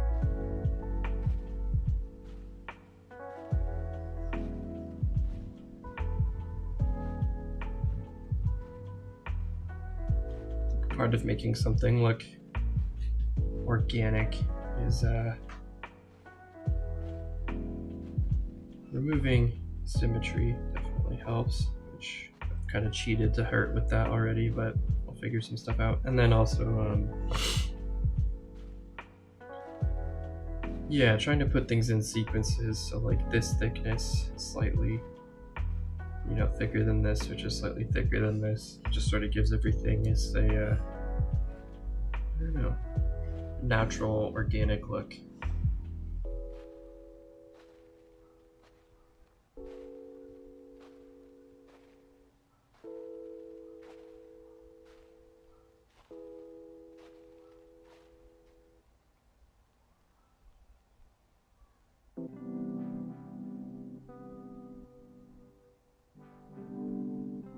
I'm just looking right now at how I want to fuse the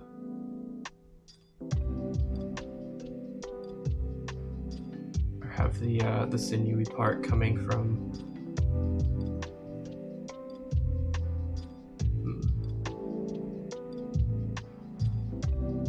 sorry, have the sinew part coming out of the ribs, because right now the rib cage looks like just sort of like a plate that's sitting on top of the creature, and I think I'm okay with that. I think I kind of like that, because the other option would be to have the ribs wrap around more like this, and then to have the sinew sort of coming out with the ribs like so.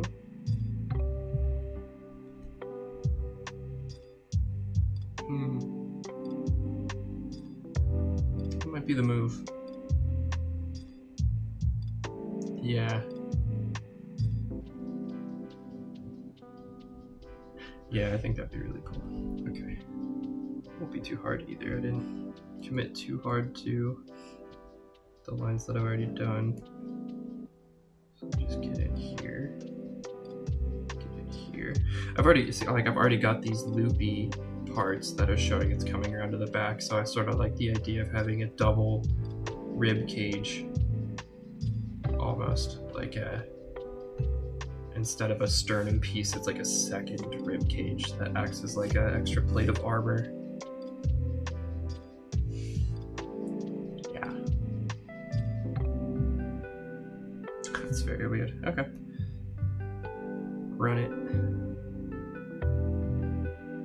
So, something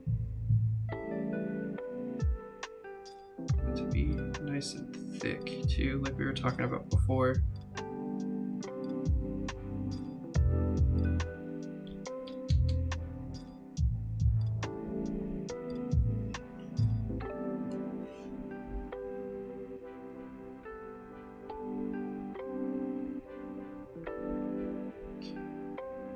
Sinew is gonna start coming out like that. Yeah. So then that'll all be covered. And then this piece, cool. Just sort of have it like so. Yeah, and the shoulder piece will just sort of be sitting on top, I guess. I'm fine with that.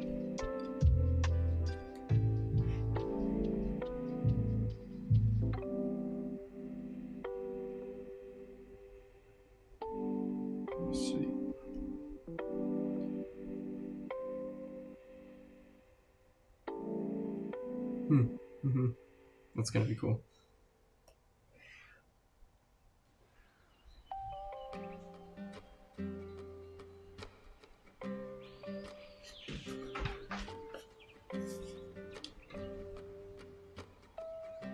So kind of rope in like that.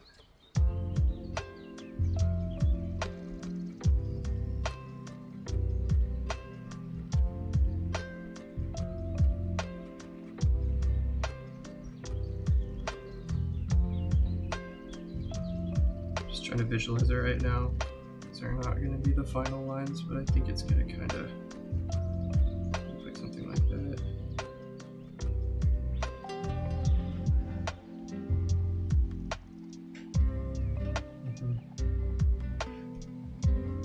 Then let's get in our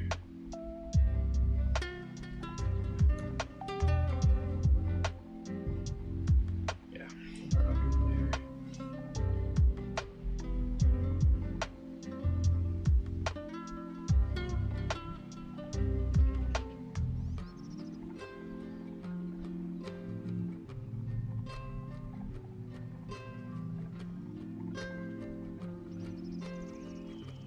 Yeah, that's pretty rad, I think. I want this connected here. I kind of like the idea of having like a tube thing sort of coming out of the ribs, but I think it would be better if it's just like this. We could have it, yeah.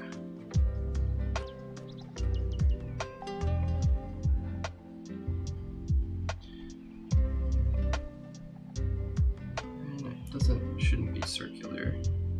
That should be more angled.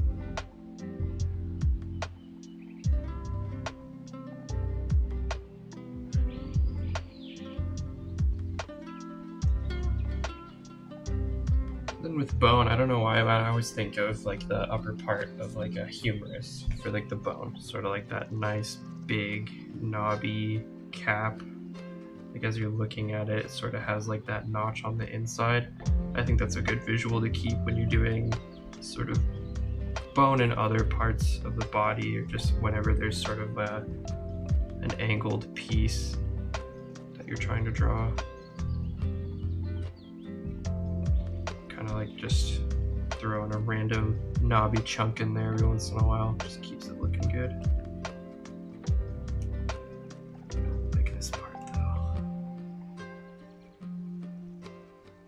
Yeah, there you go.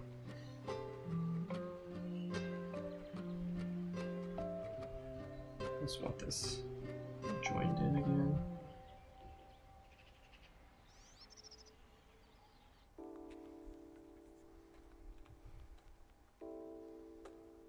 Yeah, fuck with that.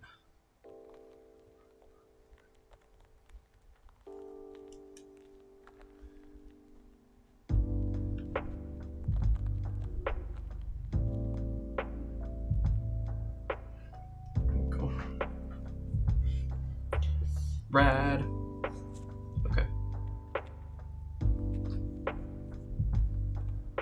lot going on now. A lot of cool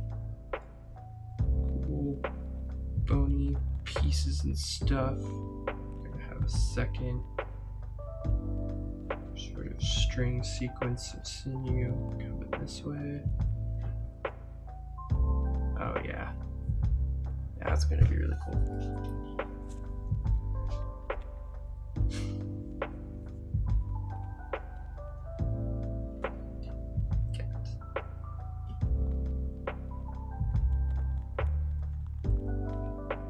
Okay, cool. Got a huge chunk of that done.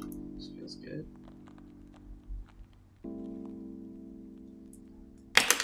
Well, to the 3 people who've been hanging out in here for a minute. What's up? How you doing? How's it hanging?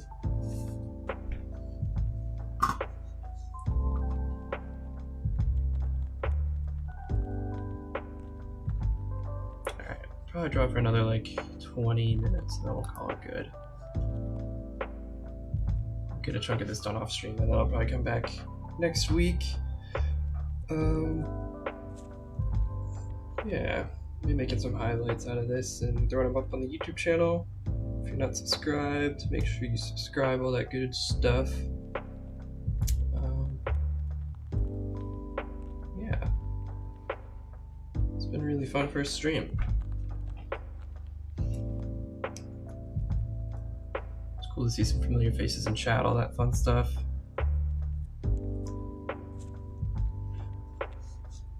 Yeah.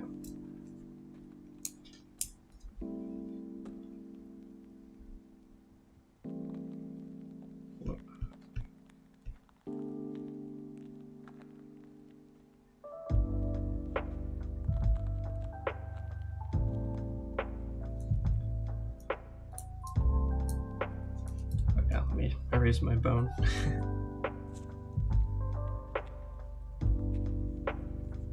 Nice.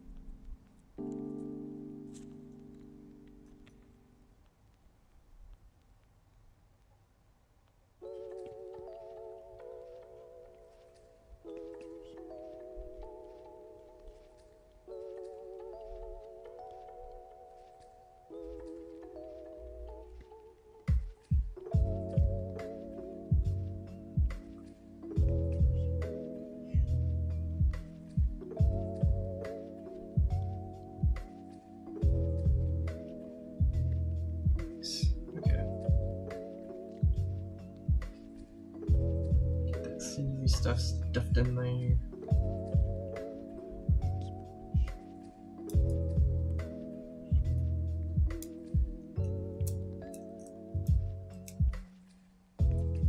It's looking good.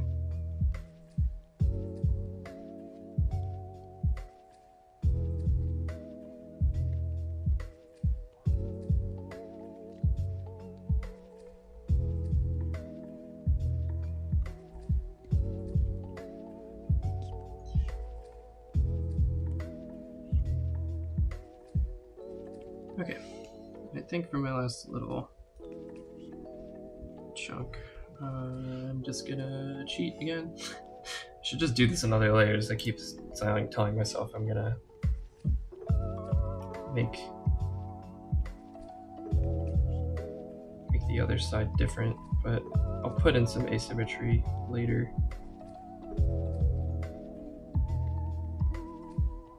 Just the natural kind of process of editing all the little line work and stuff you find will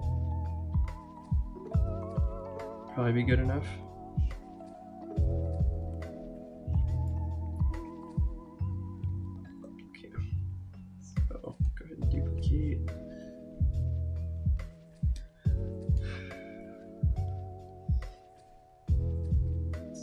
Stretch all this out.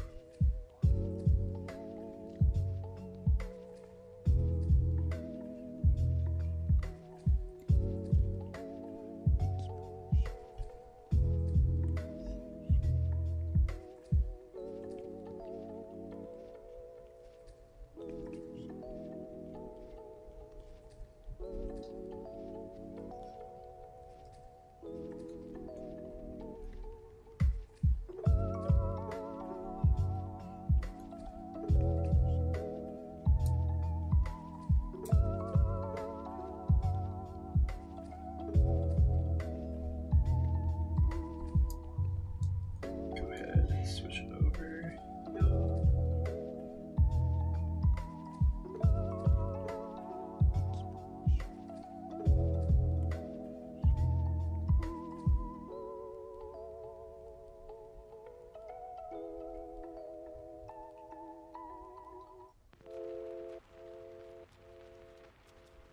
Cool. Looks good enough.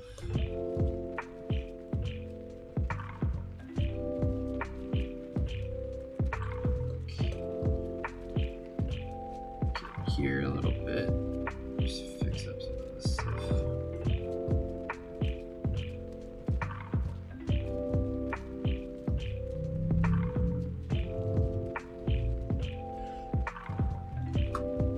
Nice.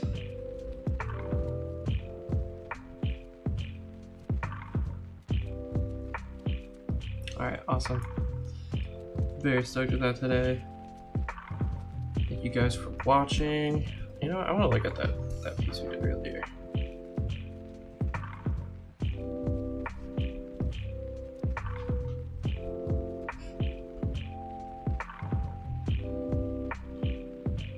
Yeah, this shit's rad. I'm stoked about this. Cool. Yeah, I'll probably post this to Instagram today. Do a cool little like 3-piecer. Yeah, thank you guys for watching. I'll be back next Saturday. Might even stream some more on Friday, depending on the response. And yeah, peace.